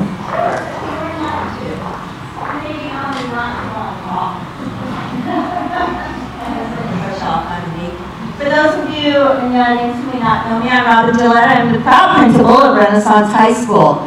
So, on our campus, we have a built-in tutoring session that's inside the schedule of the day. There's 3 different ways that students can end up in tutoring. Self-volunteer, sometimes they'll come up to the counselor or one of us and realize that, you know, I would like to have some additional time in the classroom. It's small, you don't have a lot of sometimes distractions. Another one is the counselor will look through your transcript and decide that this one needs to be in the morning tutoring. And then also we'll have parents calling and saying, is there a possibility, is there a way that we can get extra time for our students? And we say, absolutely, you have tutoring. And so it's like, okay, we're here. And this is a good opportunity for them to want to get the extra help that they want, to pick up on assignments that they may have been, let's put it this way, in order to get your credits at Renaissance High School, you have to pass your assignments with a 70% or better. These do not count. So you have to have C or better work in order to get the assignment credited towards your final grade. So anybody who has not been able to complete an assignment, or they were absent, or they missed school, or whatever, there's their opportunities that they can come in and do the pickup work that's necessary, get the 70% or greater if they so wish, and this is going to be credited to the student for the passing grade so that they can finish out their classes. Anything else? More? Well, philosophy, never give me a microphone. Philosophy, and this is what I truly feel, as well as the staff. They always say that you are the at-risk student. We say, once you have crossed our doorstep, you are at promise. So it's no more of this dark cloud hanging over your head. This is it's really a fresh start. You are at promise. So we figure out where you are, where you need to go, and we put you on that pathway so that you can achieve your goals.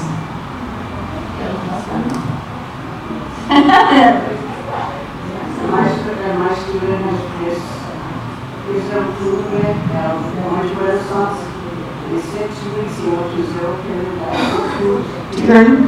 Yeah, and he went to 0 period for 6 weeks, and he improved like 90% in only 6 weeks because he chose to go himself and put himself in 0 period because he knew he needed to really fix it. So he's a result of the hard work he did. Thank you.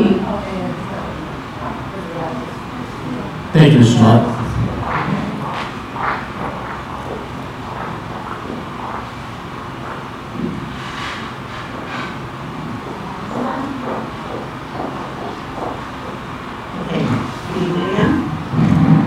All right, so I have, up on the slide, you'll see our Santa Paula High School tutoring schedule. So I'd like to just pass this out so all of you can refer to it as I'm talking.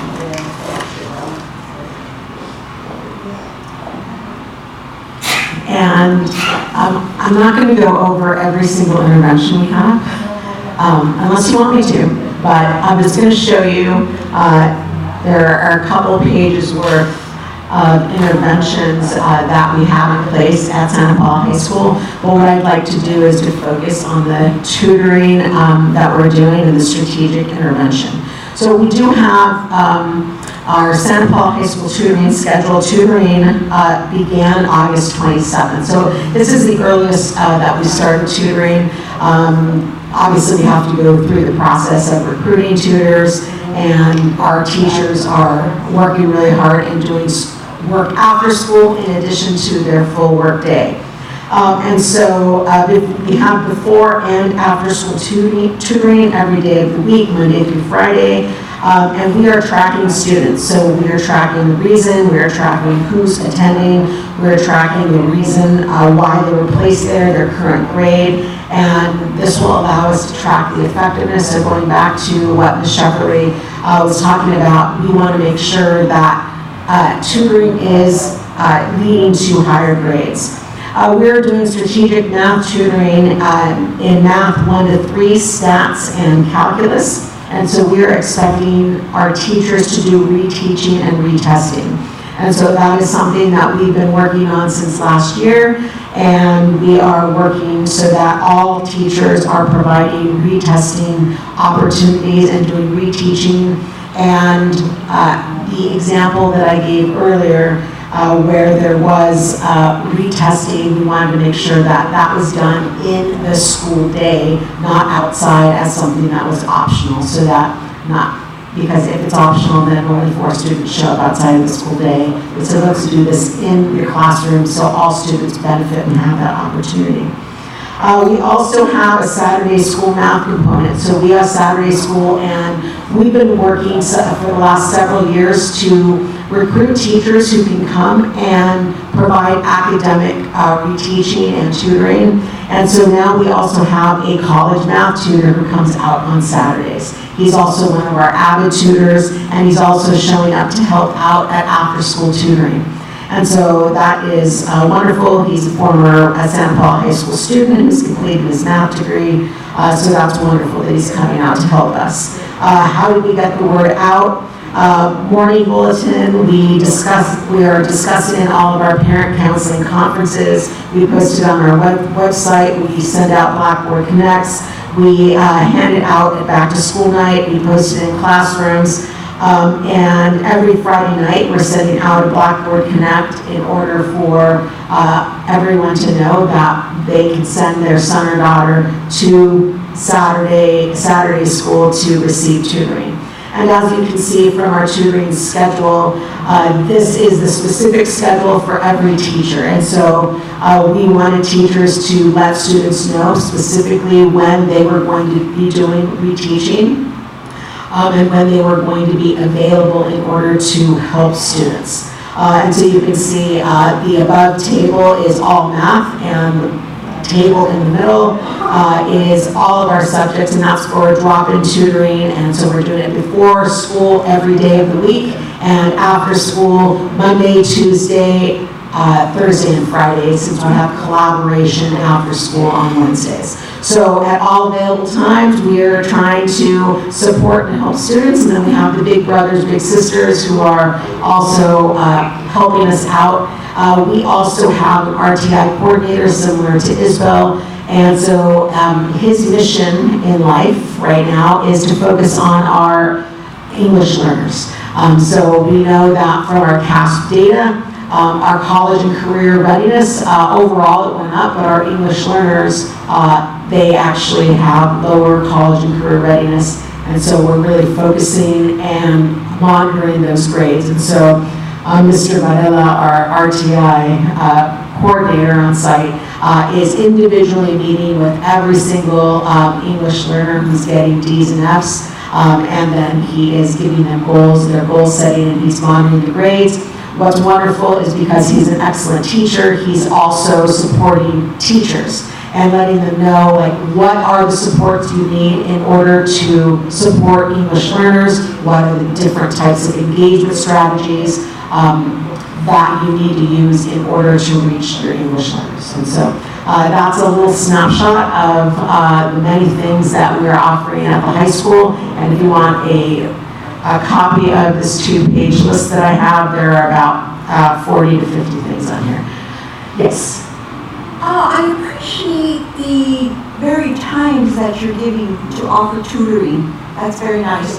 However, are you getting very many participants at 7 a.m.? So that's awfully early. It is awfully early, and it's something that we started doing last year in order to reach out to our students who are in after-school programs, all the way from club involvement to our athletes, just giving them an opportunity. So yes, we have less attendance in the morning. We don't get a whole lot of people who come out, but we want to make sure that our doors are open and that we're offering so that kids can't use an excuse if no one was available, because we have someone available morning, afternoon, on Saturdays. So. Thank you, Ms. Garcia.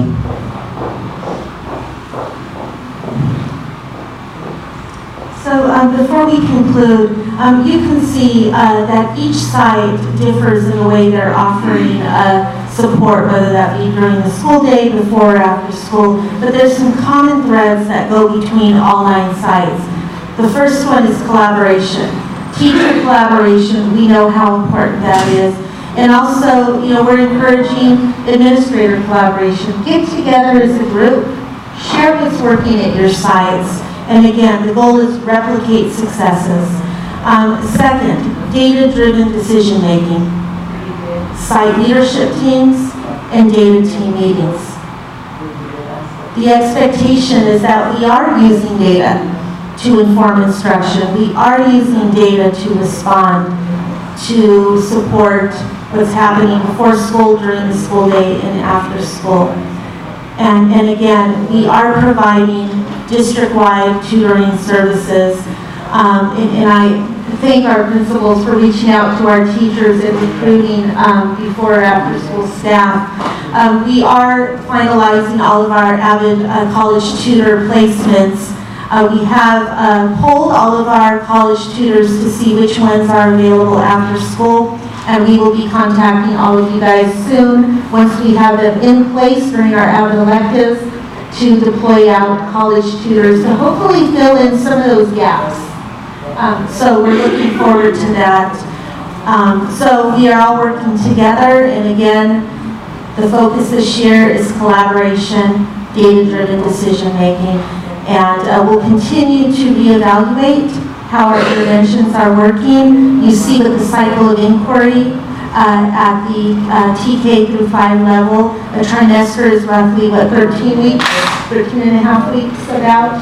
So we're reassessing data through data teams every 13 and a half weeks. And reading intervention is occurring across all the sites. It looks different. At Barbara Webster, it's a learning center. At Thiel and the other schools, it's push-in or pull-ins. But identifying best practices and make those consistent district-wide. Any discussion items and questions? First of all, I wanted to thank the principals for this long evening and all the work that you've been doing. Kudos to you. I took tons of notes. So many good things happening at all the different sites. And I wanted to thank you for that. I also, I kind of did a summary, but it's all jumbled up because of I followed you guys, so it doesn't flow, I'm sorry. But I just wanted to say that as a board member, it's our job to decide on what. We set our expectations, and they're probably coming through loud and clear that it's academics. That it's the reason I ran for the board. It's the reason what our parents are looking for, what our students are looking for, what our community is looking for. So we set the expectation, but we depend on you for how. And tonight we heard so many wonderful things of you using your expertise, you working together, you're looking at your data, you're doing more and more. Change is hard. Teaching is changed from back in the day when I was there. I just appreciate what you're doing, what you're trying to do. I love Christy's statement. She always looks straight at me when she talks about good first instruction. That's my love. The good first instruction is up to you guys to make sure it's happening. So thank you for that. Thank you for being in those classrooms, for really working with the teachers. Anytime you need support through Christy, that's our job, is to support you and the change that's happening in education. It's hard. Nobody's saying that teachers don't work hard. It's working differently. Some teachers aren't used to collaborating. They're not used to looking at data. They feel bad if their data. They have to get over that. It's our kids. It's our kids. So as a board, as a community, we're depending on you and your expertise, and I want to thank you for that and all the hard work that you're doing. we do appreciate it. I mean, I just have so many notes everywhere. It's wonderful. Thank you for trying new things and working together. We appreciate it. So I just wanted you to know that we're appreciating this higher level of expectation and what your plans are for helping our students reach it. So thank you.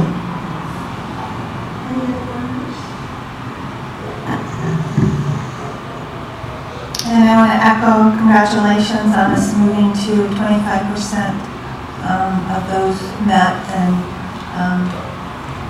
or above. So we thank you for that.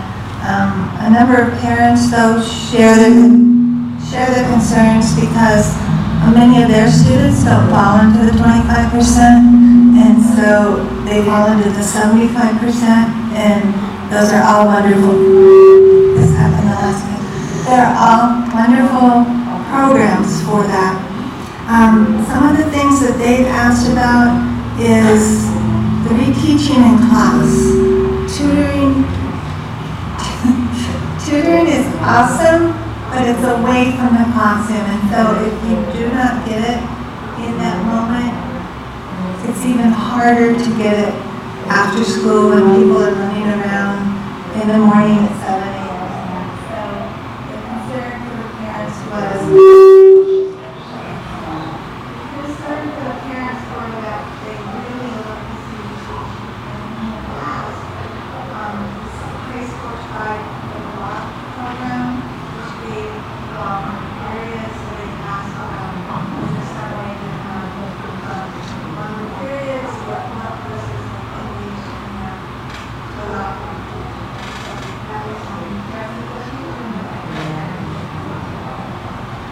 so that was one suggestion. The other one was they're concerned because some of their students are getting good grades in the class, but then when it comes to testing, they've gone to 75%. So they wonder this correlation between that A or B in the class and then falling into the not B or C. So that's another concern that the parents have had. One of the things that I have thought about, they're concerned when a sub comes in for the core courses. So you have a long-term sub or even a week of subs in math, and the sub cannot access the system, they can't change the grade, and therefore the students. So they were wondering if there's some way that sub could have mentored, or if we had highly qualified subs, but we all know the sub situation, so that might not work. So that was a concern for them. And then finally, they too wondered how a student can truly catch up if they're consistently 1 or 2 levels behind in the testing process and then moved on grade to grade. So these are just some of the concerns that we have shared. But we do thank you for your work. Thank you. I'll share a couple of points. In terms of the reteaching within the classroom, that happens all day long. And I'll just start with the elementary school. It's not uncommon to see teachers throughout the school day pull small groups back to, we call it the kidney table or the small table, to do differentiated instruction. And that's good instruction, is checking for understanding and making that intentional decision on when to go to independent practice, that 75–80% of your kids demonstrate understanding of the concepts being taught, and for those that don't, you pull back and you reteach. So I think that is very common at the elementary level, and frankly speaking, a little less common at the secondary level. Ms. Garcia and I and team, we've been working together and started with the math department, realizing that what we know increases student academic achievement is access to core. And that has come out time and time again through research.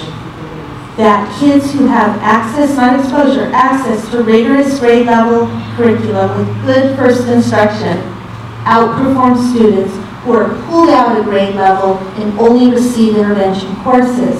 So we're working with the math department and have given teachers flexibility. And I met with the middle school math department, and sometimes it's that permission for flexibility to say, one of our expectations in our high school math courses 1, 2, and 3 is that 20% will be devoted to reteaching of core skills within the school day, whether that's 15 minutes a day or 1 day a week, because we have to teach grade level curriculum, but we have to go back and remediate. And it's one of the reasons why we are now administering the MDTP, the placement test, which I'll share the results in October. But I 100% completely agree with our parents. It's differentiated instruction. I know that Mrs. Young spoke to that throughout the school day, and it is a misconception that we only teach one way all day long. As teachers, that's what we do. We differentiate, and again, I'll echo the importance of us being in classrooms to take a look at how we are differentiating instruction, and if we're not, to have a conversation. I noticed that, a quarter of the class wasn't understanding. Have you tried these strategies? Here are some expectations. So again, I know that hard work is happening. In terms of long-term subs, we've been working closely with certificated human resources to tighten up our communication. And one thing that we're doing in executive cabinet is Dr. Torres is providing a weekly update on who is out long-term. And where educational services is supporting with that is most of our folks are at the secondary level right now. Our secondary Common Core coordinator, Ms. Garcia, is touching bases with every single long-term sub and ensuring that they have access to materials. We also have connected one of our long-term subs to one of our science teachers to make sure that the curriculum is being taught. If a teacher is in classroom long-term, there is a way, and we do utilize this within our QSIS system, to identify alternate faculty. If we identify the substitute as alternate faculty, they have access to gradebook.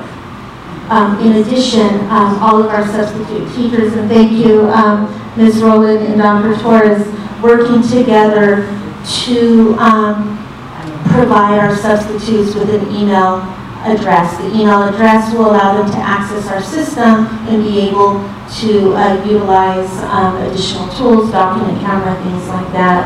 So as we're integrating technology, it's causing us to take a second look on how we do business.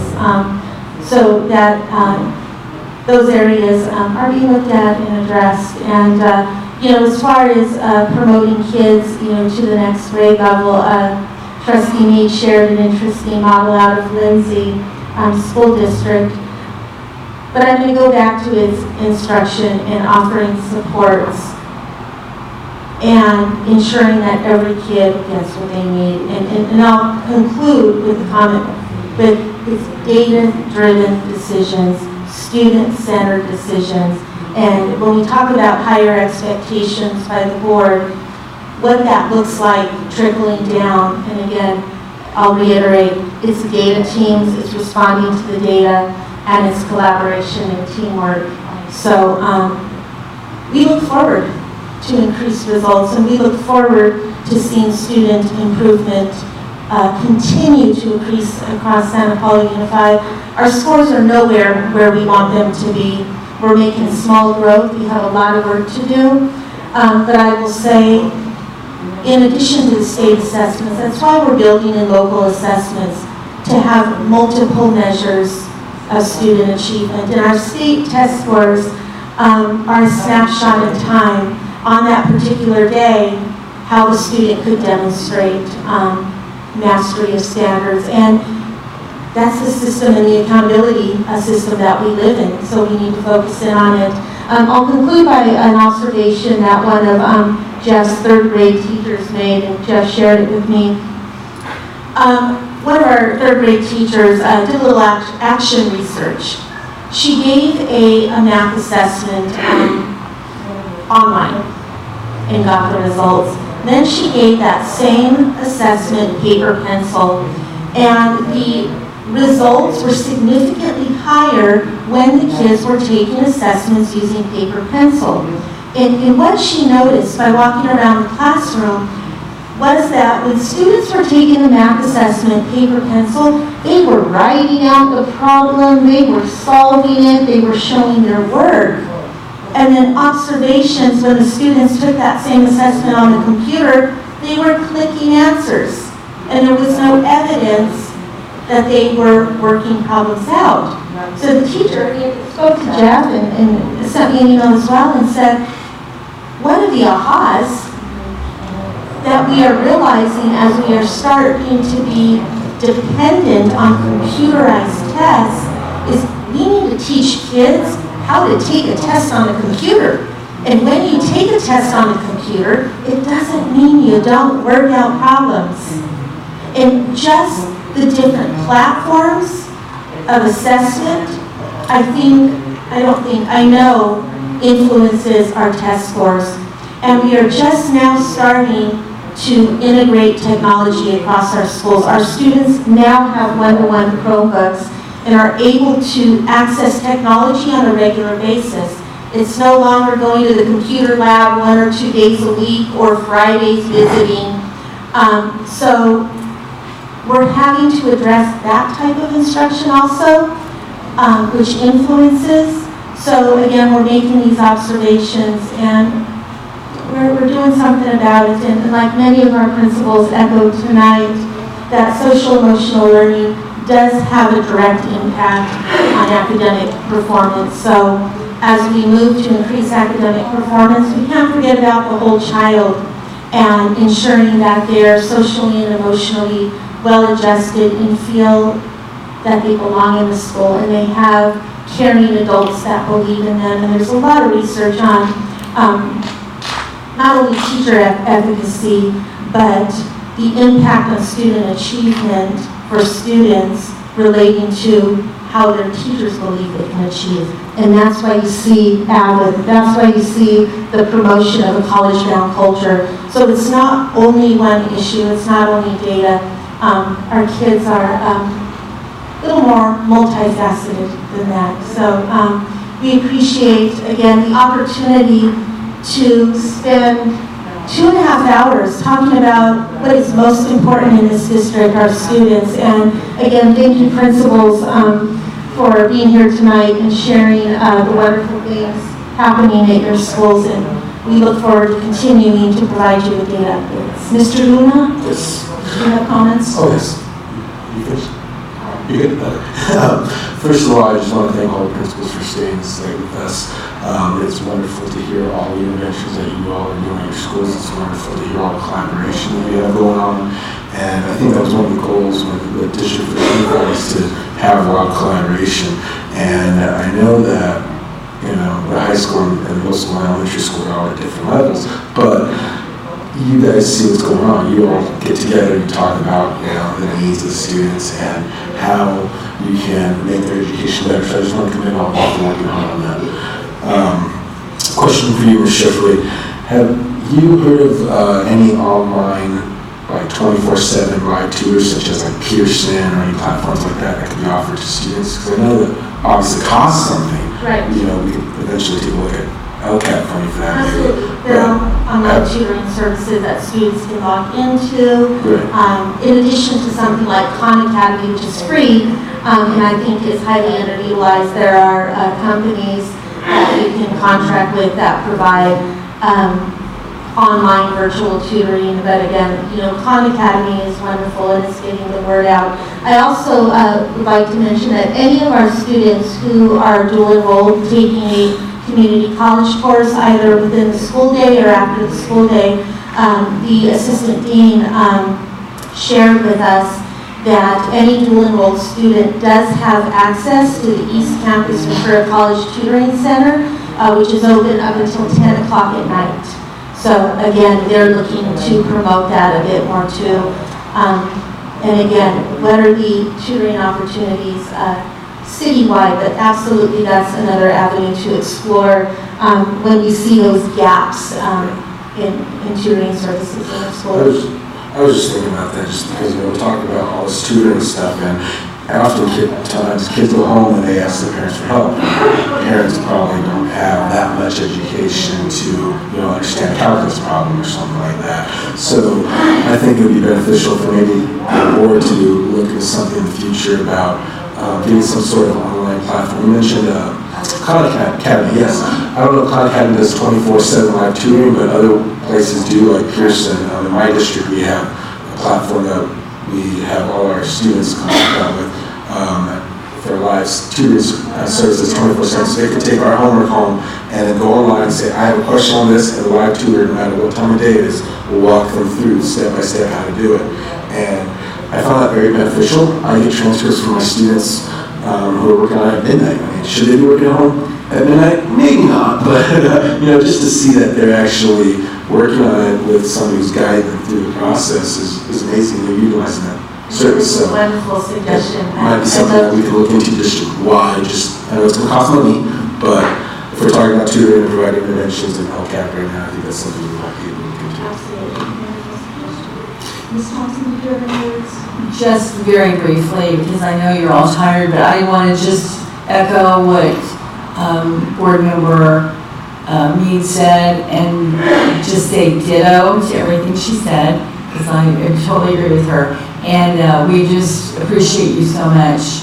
And I had a daughter who went to school here, and I've got grandchildren now. They're going to school here, and I appreciate everything that you do, and I know how hard you work, and I appreciate it.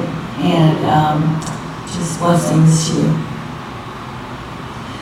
Okay, being the last speaker, a lot of my words have been spoken. A lot of the things I was going to say have been spoken. However, I am so glad we were televised this evening. Anybody who wants to know what Santa Paula is doing to raise their test scores, tonight was the night to listen in. I went to the Santa Paula Latino Town Hall meeting Saturday. Some parents showed up and were upset with the test scores. Well, I hope those same parents are listening to tonight's discussion, because there is a lot going on to raise the test scores. There is 2.5 hours worth, and we just touched the iceberg. What I'd like to say is that I think Liz Garcia said it well when she said, start with the data, have that hard conversation, craft a plan, execute the plan. And I like what a lot of you said. It's not just academics. It's social emotional learning. It's, see, my notes are like Terry, they're all over the place. I'm glad you brought that up, because that's part of the whole child.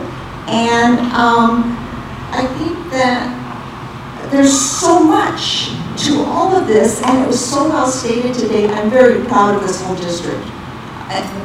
Kristen Benner, everybody here has just made me, or made this board so proud. Because you also pointed out about there could be fluency issues, there could be computer use issues. Those are things that are affecting these scores, and that's why you can't just look at it at face value and say, oh, So I'm happy that I was here today. I know you're all tired. I think we're going to dismiss you right now, but I wanted to say what Jerry said, and Pam and everybody else. A big thank you for everything. Thank you, and thank you. Student achievement will go up in Santa Paula Unified. And before I conclude, I just want to thank Kristen Bennett, our elementary Common Core. It's more than Common Core, our elementary curriculum coordinator. She is so instrumental in all of this work. She ensures that professional development is scheduled. She's there, right there, with teachers, with principals at professional development. She's meeting on a monthly basis with our reading intervention teachers to talk about data, to bring forward case studies, and puts all of this data together for us. And again, sometimes with LCAP, the question is, what does a Common Core coordinator do? You're seeing the fruits of having a coordinator at the helm of local data, who's able to work on this on a daily basis and connect data, professional development, working with teachers and principals. So I thank you. on behalf, I know, of all the principals and educational services, it's an important job, and we're very grateful for the services that we have throughout town. I'd like to close this out by thanking Ms. Shefferly, Ms. Bennett, all of our principals. Thank you for sharing, and the parents that are here as well. We have 2 more items left on the agenda, so before we get off that, this is your opportunity to skedaddle out of here, go home at a decent hour, and get some sleep. So thank you again for sharing. Keep up the great work. Okay, let's take a 5-minute break.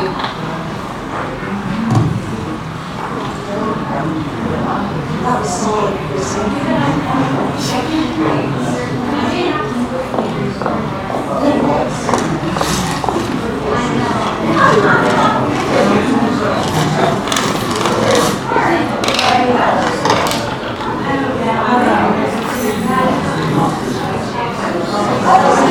I just happened to notice that it said Wednesday. Maybe.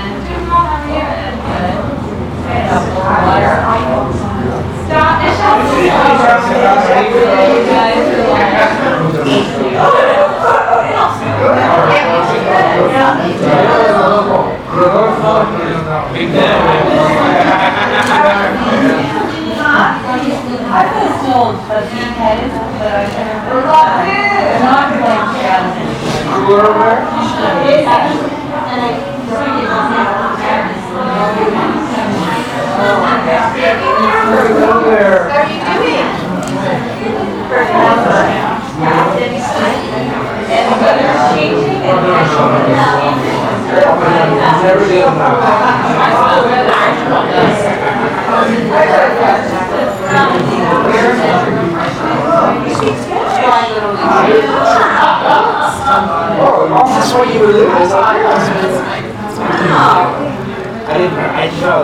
learned Spanish actually when I was young, so I can speak Spanish. They never spoke Spanish. My mom got tired of it. She said, "Stay with grandma, boy." She's still in her party stages. I know. I shouldn't have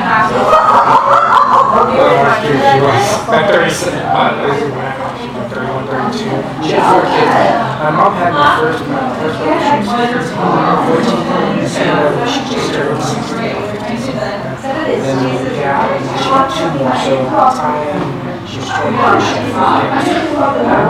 And so then, she's well, my older brother, he lived in Puerto Rico for 7 years. I didn't even have another brother.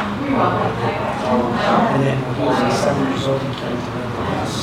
And then like 3 years later, my mom said, "Oh, you want something to go live with?" Yeah, with my grandma. We were over there for about It's hit right around in front of me. So then, so we stayed in Puerto Rico for the rest of the year. We had a party, and we came back. So they're lovely speaking.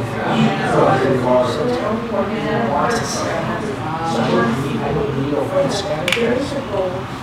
But I learned it very much on my own, just Well, you did it in a computer. I can't think of it. Well, but it's common enough.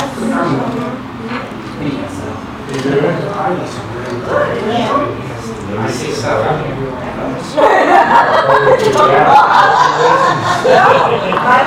But I'm talking to Cubans, they know what I'm saying. Oh, yeah. Because when I went to Cuba, I was in Cuba this year. And I was like, oh my God, that's the same one I use. Okay, so. What's China? What's China?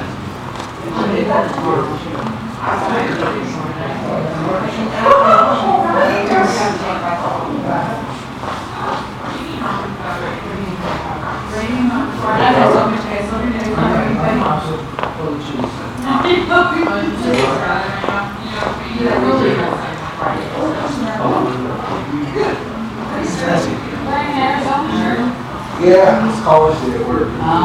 okay. Second August goes to NAU. Yeah. Much different than Arizona's.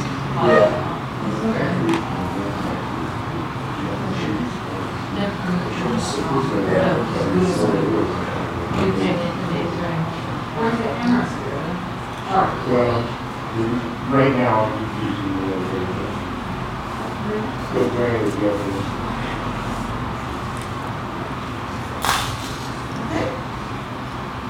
So we will resume this meeting and we have a consent calendar item. Do we have a motion to approve the consent calendar? So moved. Second? Discussion? All those in favor say aye. Aye. All those opposed? Motion passes for consent calendar. Information item, Titan HST Communication Platform. Dr. Cora. Thank you, President Urias. This evening, we're going to give a quick overview for the board. During our one-on-ones, we will have you load the app onto your phone. We're trying to figure out how to do that this evening. We couldn't figure it out, so we figured this role will give you an overview, so you get a feel for it. And then again, when we have our one-on-ones, we'll figure out how to get it loaded for you. This role will be there. It should give you an actual practice on your phone during our one-on-one. So for tonight, it's an overview. So when you do get on your phone, this is what you'll be having on your phone and how to use it. So Ms. Roll, thank you very much for being here this evening. Thank you. I'm going to open actually with questions about Titan to start, which I would normally do, but I know some may have questions out there, and then I will go into the brief overview. Questions to start? Everybody knows what Titan is? I know I said before when those alerts come on, I have a heart attack. Yes. And this week I had a lot of them. Because I didn't want to do anything to my phone, because I didn't want to send an alert. But every time I picked it up, there's like 5. And I'm like, oh shoot. But anyway, so thank you for coming and. Absolutely. So I'm going to send one tonight, just so you're prepared. When it does pop up on your phone, if you already have the app on there, it'll allow you to see it, but it'll also show on the screen. There are menus that I'm going to go along the bottom to talk about. Most of the teachers are using this on a desktop version, so we're going to tailor it for you because most of you will be using it on your phone. And there's an SOS menu, a chat menu, an inbox, and send. So we'll go over each of those menus as well as the documents and materials that are available to users once they are in an emergency situation. I should have Robbie that really was at his height. So, Apple TV.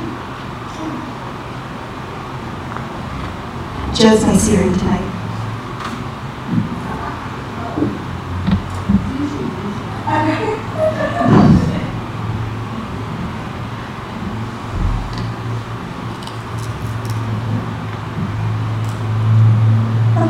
once you have the app loaded on your phone, you'll see a drop-down with several locations, being that as board members, you're throughout the district at any period in time, whether you're at a school function or at a meeting.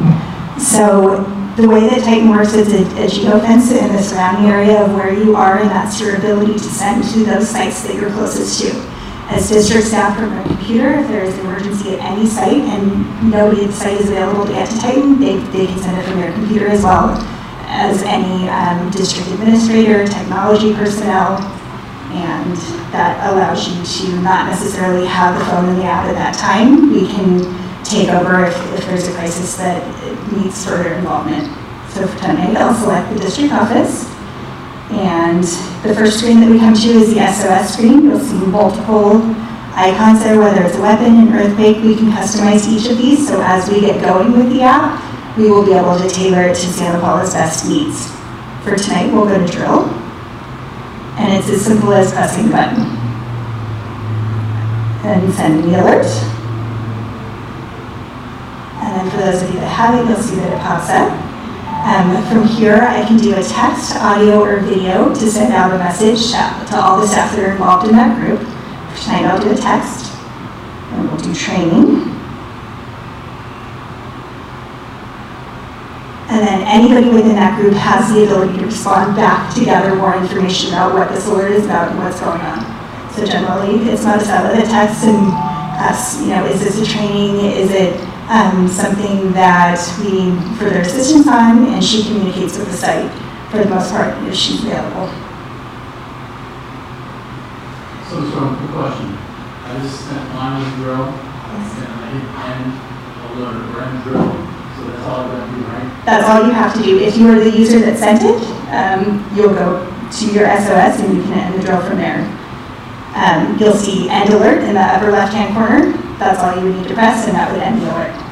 So at this time, I'm not going to do that so that we can go through further menus that are available. The next function along the bottom is chat. If you select that, you have the ability to send out a message to every user in the district or to only certain groups.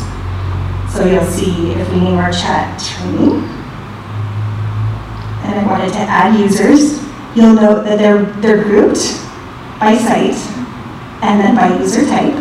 So as we get students and parents in, we can send messages to each individual group or to all the groups. And for tonight, we'll use district board members. Select all. And you can start the chat from there.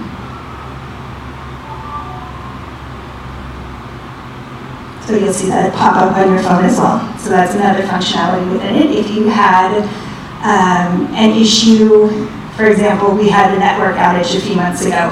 I was able to send out a non-critical chat that way to all staff while our district network was down. The next button along the bottom is the inbox. So you can see any active alerts at any point in time are in there. So Ms. Mead, if you were nervous to go in, you didn't want to send another drill, you could go straight to your inbox and see all the messages at that point in time. I have a question. Yes. Say if would you want to use that chat function, so say you saw someone in the hallway of high school, and you want to write a description of that person, would that chat thing be appropriate? I'm going to end this alert and we'll go back to the SOS menu. And I'll show you, there is Stranger, you'll see that icon. So you would press the Stranger icon, enter the details, and then those notifications would go out. When you press that, it asks you. Yes. Okay, that's what I wondered. Yes. And the last icon down the bottom is send. You can send if you chose not to use the main screen and you wanted to send a different type. Today I sent out a safety status to my staff, so I can select my users from here and send it to you all and say send status request, and it will ask you, are you safe? And then I can gather data from there, and that's a quiet way if there were an issue where you didn't want to notify and send out sound on site over the intercom system. It would then allow people to check in for safety.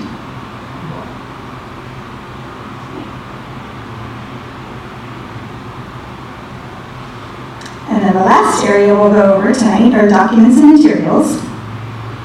And this section, you'll notice there's a site map for each of our sites.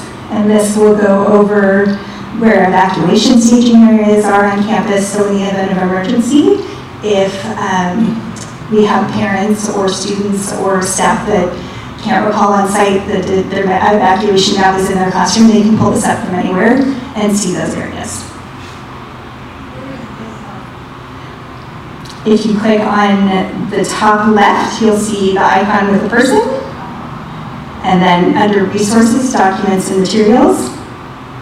And this is all under currently the Santa Paula Unified School District offices. Eventually more documents will be added for each site as we continue on with our pilot expansion. And we learn exactly what we need.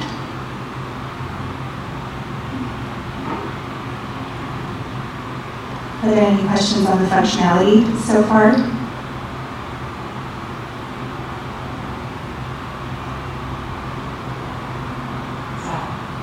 you go to the alert and show them where it would tally who has responded to Yes. this request? So in the upper right-hand corner for my screen,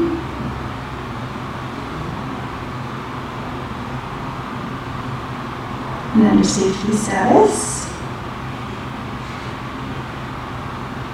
you'll see the squiggly line right at the top, that's your safety status monitor. And then you'll see this is where I would mark I am safe.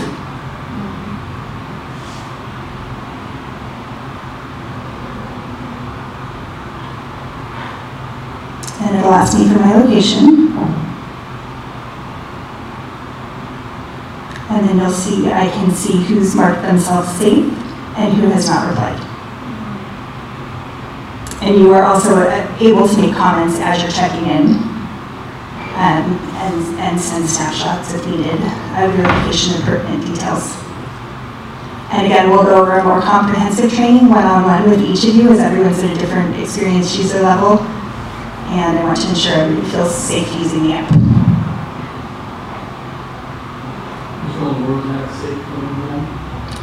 If you're requesting it, it would be. I want to be able to respond.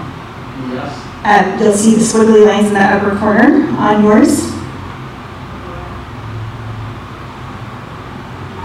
Looks like a heartbeat. And it's unfortunately disappeared from mine, but I can walk around and show each other, each person individually, so you can see where it is. It also goes to the text as well, so you don't get service. Yes. Because I'm on the app, actually, it's on my phone, but I was able to apply that in my text message.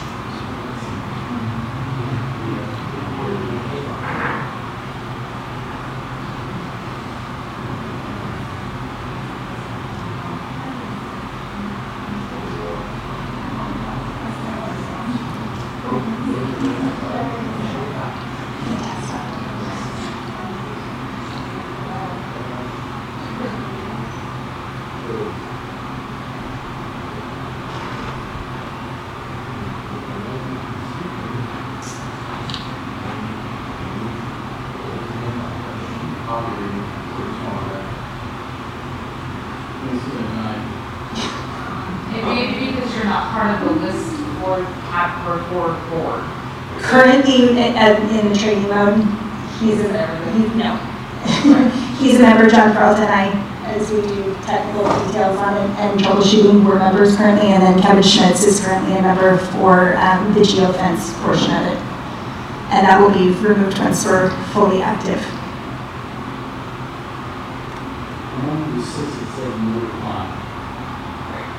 I will work on yours.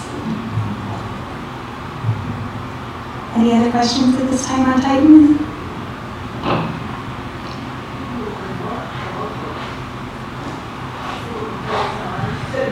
Yes. There's a booklet you each have, and that has also a brief description in it. And then on the Titan website, if you go to titanhst.com, there are also additional tutorials where you can play videos if you'd like to do so before we have your full training. And in addition, my staff is working on putting together a training video for those that missed our original trainings, they'll be able to go to our website and access that so they can have an overview as well.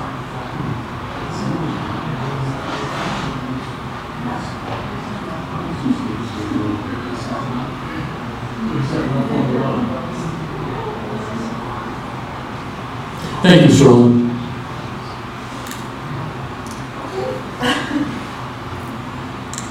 So, agenda item 6, future regular board meeting, October 9, and another special board meeting regarding LCAP, October 23rd.